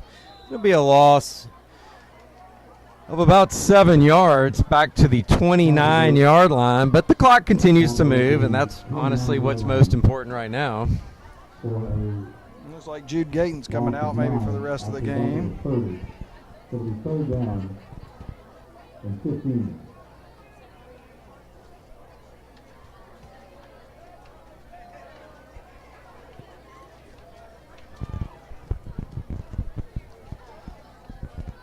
Again, the Flyers content to let the clock wind down, which is exactly what they should do. Carpenter looks like he wants to throw one more time tonight, and he's going to be brought down from behind. And another sack, this time back at the 41-yard line, and Carpenter's taking a couple of hits. I'm sure Coach Green would just assume he didn't see in a 25-point game late in the fourth quarter right here. Yeah, that's the one thing. You start mass substituting, you need to make sure that, everybody knows what they're doing and trying to protect your quarterback. So the Flyer punt unit will come onto the field with 3 minutes to go. If that's the last series of the night for the offense, Carpenter's going to end at 6 for 17, 113 yards and 2 touchdowns. So nice debut for Bryce Carpenter after a long layoff. That punt is going to fall. Oh, man. I think when they watch film tomorrow, look. Wow. Reagan Coyle with his hand on his helmet, wondering why his special teamers didn't get out there and get their hands on that one at the 1-yard line. Got to admit, he's got a point. But, hey, in a 25-point win, those are the kind of things you can look at and work on and not have to pull your hair out. Not only that, but you can take a lot out of that was the type of punt that you want to make in that situation, too. It dropped the way you wanted to do to get your coverage team down there.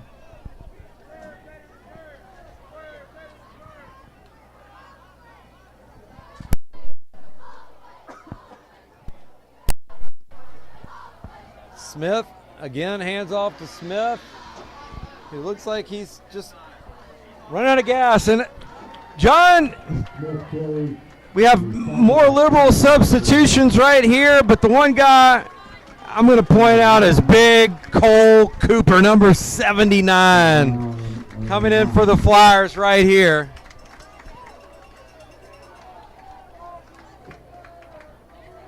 Again, these are very important reps for everybody who's going to need to step up as this season unfolds. Cole, who's 6'4" and north of 300 pounds, certainly looks the part getting off the bus.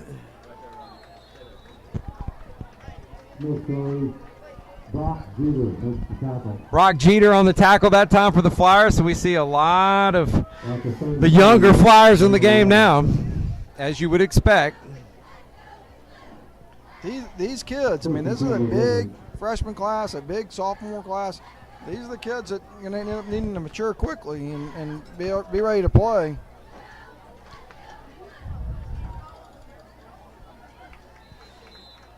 And not to jump the gun on it, but also a really good Jets team waiting in the wings to fill that freshman class for next year. So the future definitely looks bright for the Flyers moving forward. Yeah, and gaining a little bit of size and strength and, of course, experience. Those are the great things to come. So as the clock winds down with a minute to go, the Flyers, with that feeling that they haven't been able to feel all year, that feeling of celebration, as they know they're about to win this football game and get their first win of the season. Smith is going to hang on to that one. He's just going to run out of bounds at the 42. It'll be a first down. 42 seconds left.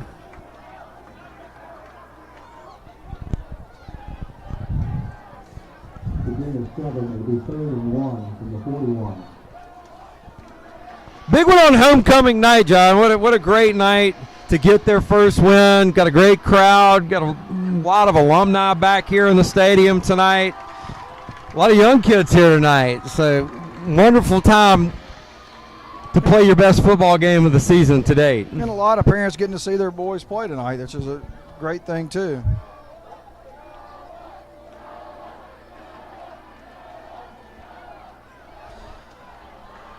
But Red River is not going to go quietly. They're going to get a big touchdown run right here of 58 yards by Terrell Gary.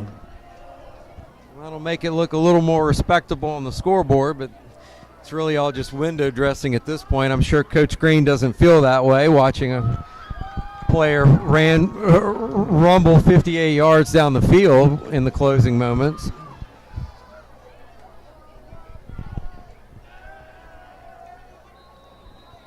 That's how a lot of people get their early taste at football right there, is being on the bad side of one of those runs. Well, and this is effectively the starters for Red River versus the Flyers JV and freshman team, so take that for what it's worth.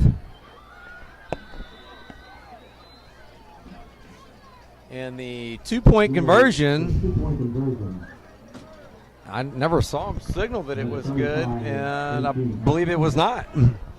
So he was stopped just a little bit short, was Gary. And just about 30 seconds left here in the game. I'm sure that we'll see some type of onside kick one more time from Red River. Yeah, I think you may want to have at least your first string hands team in right now. Right now, I almost don't want to say the name. John Wojciechowski? Wojciechowski? Wickovic. Say it one more time. Wickovic. Sorry. Sorry, Wickovic. I'll get it right before the season's over, James. I promise.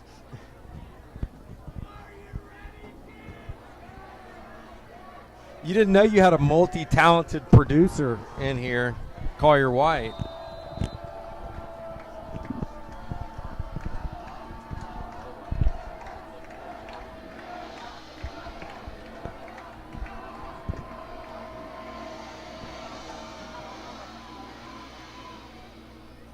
And the Flyers are going to be able to maintain possession. Great job that time.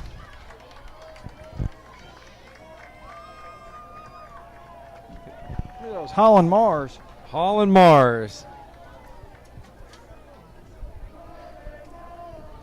Good job, Holland Mars. Let's see, we'll see a one knee and a cloud of dust right here, John.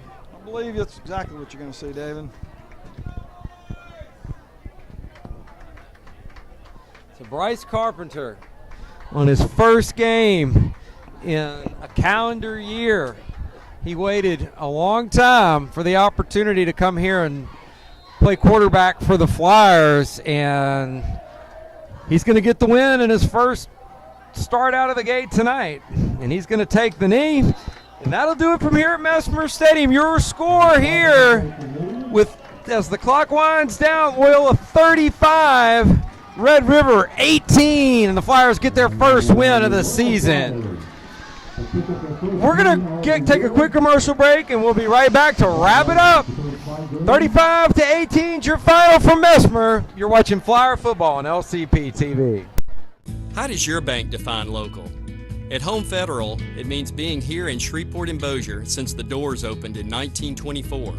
It means surviving and thriving alongside our customers through the good times and the bad. Since our beginning, Home Federal has been a part of Shreveport Bossier. Our roots are here. Our headquarters are here. Decisions are made here. That's how we define local. Home Federal Bank, a better way. Taxi!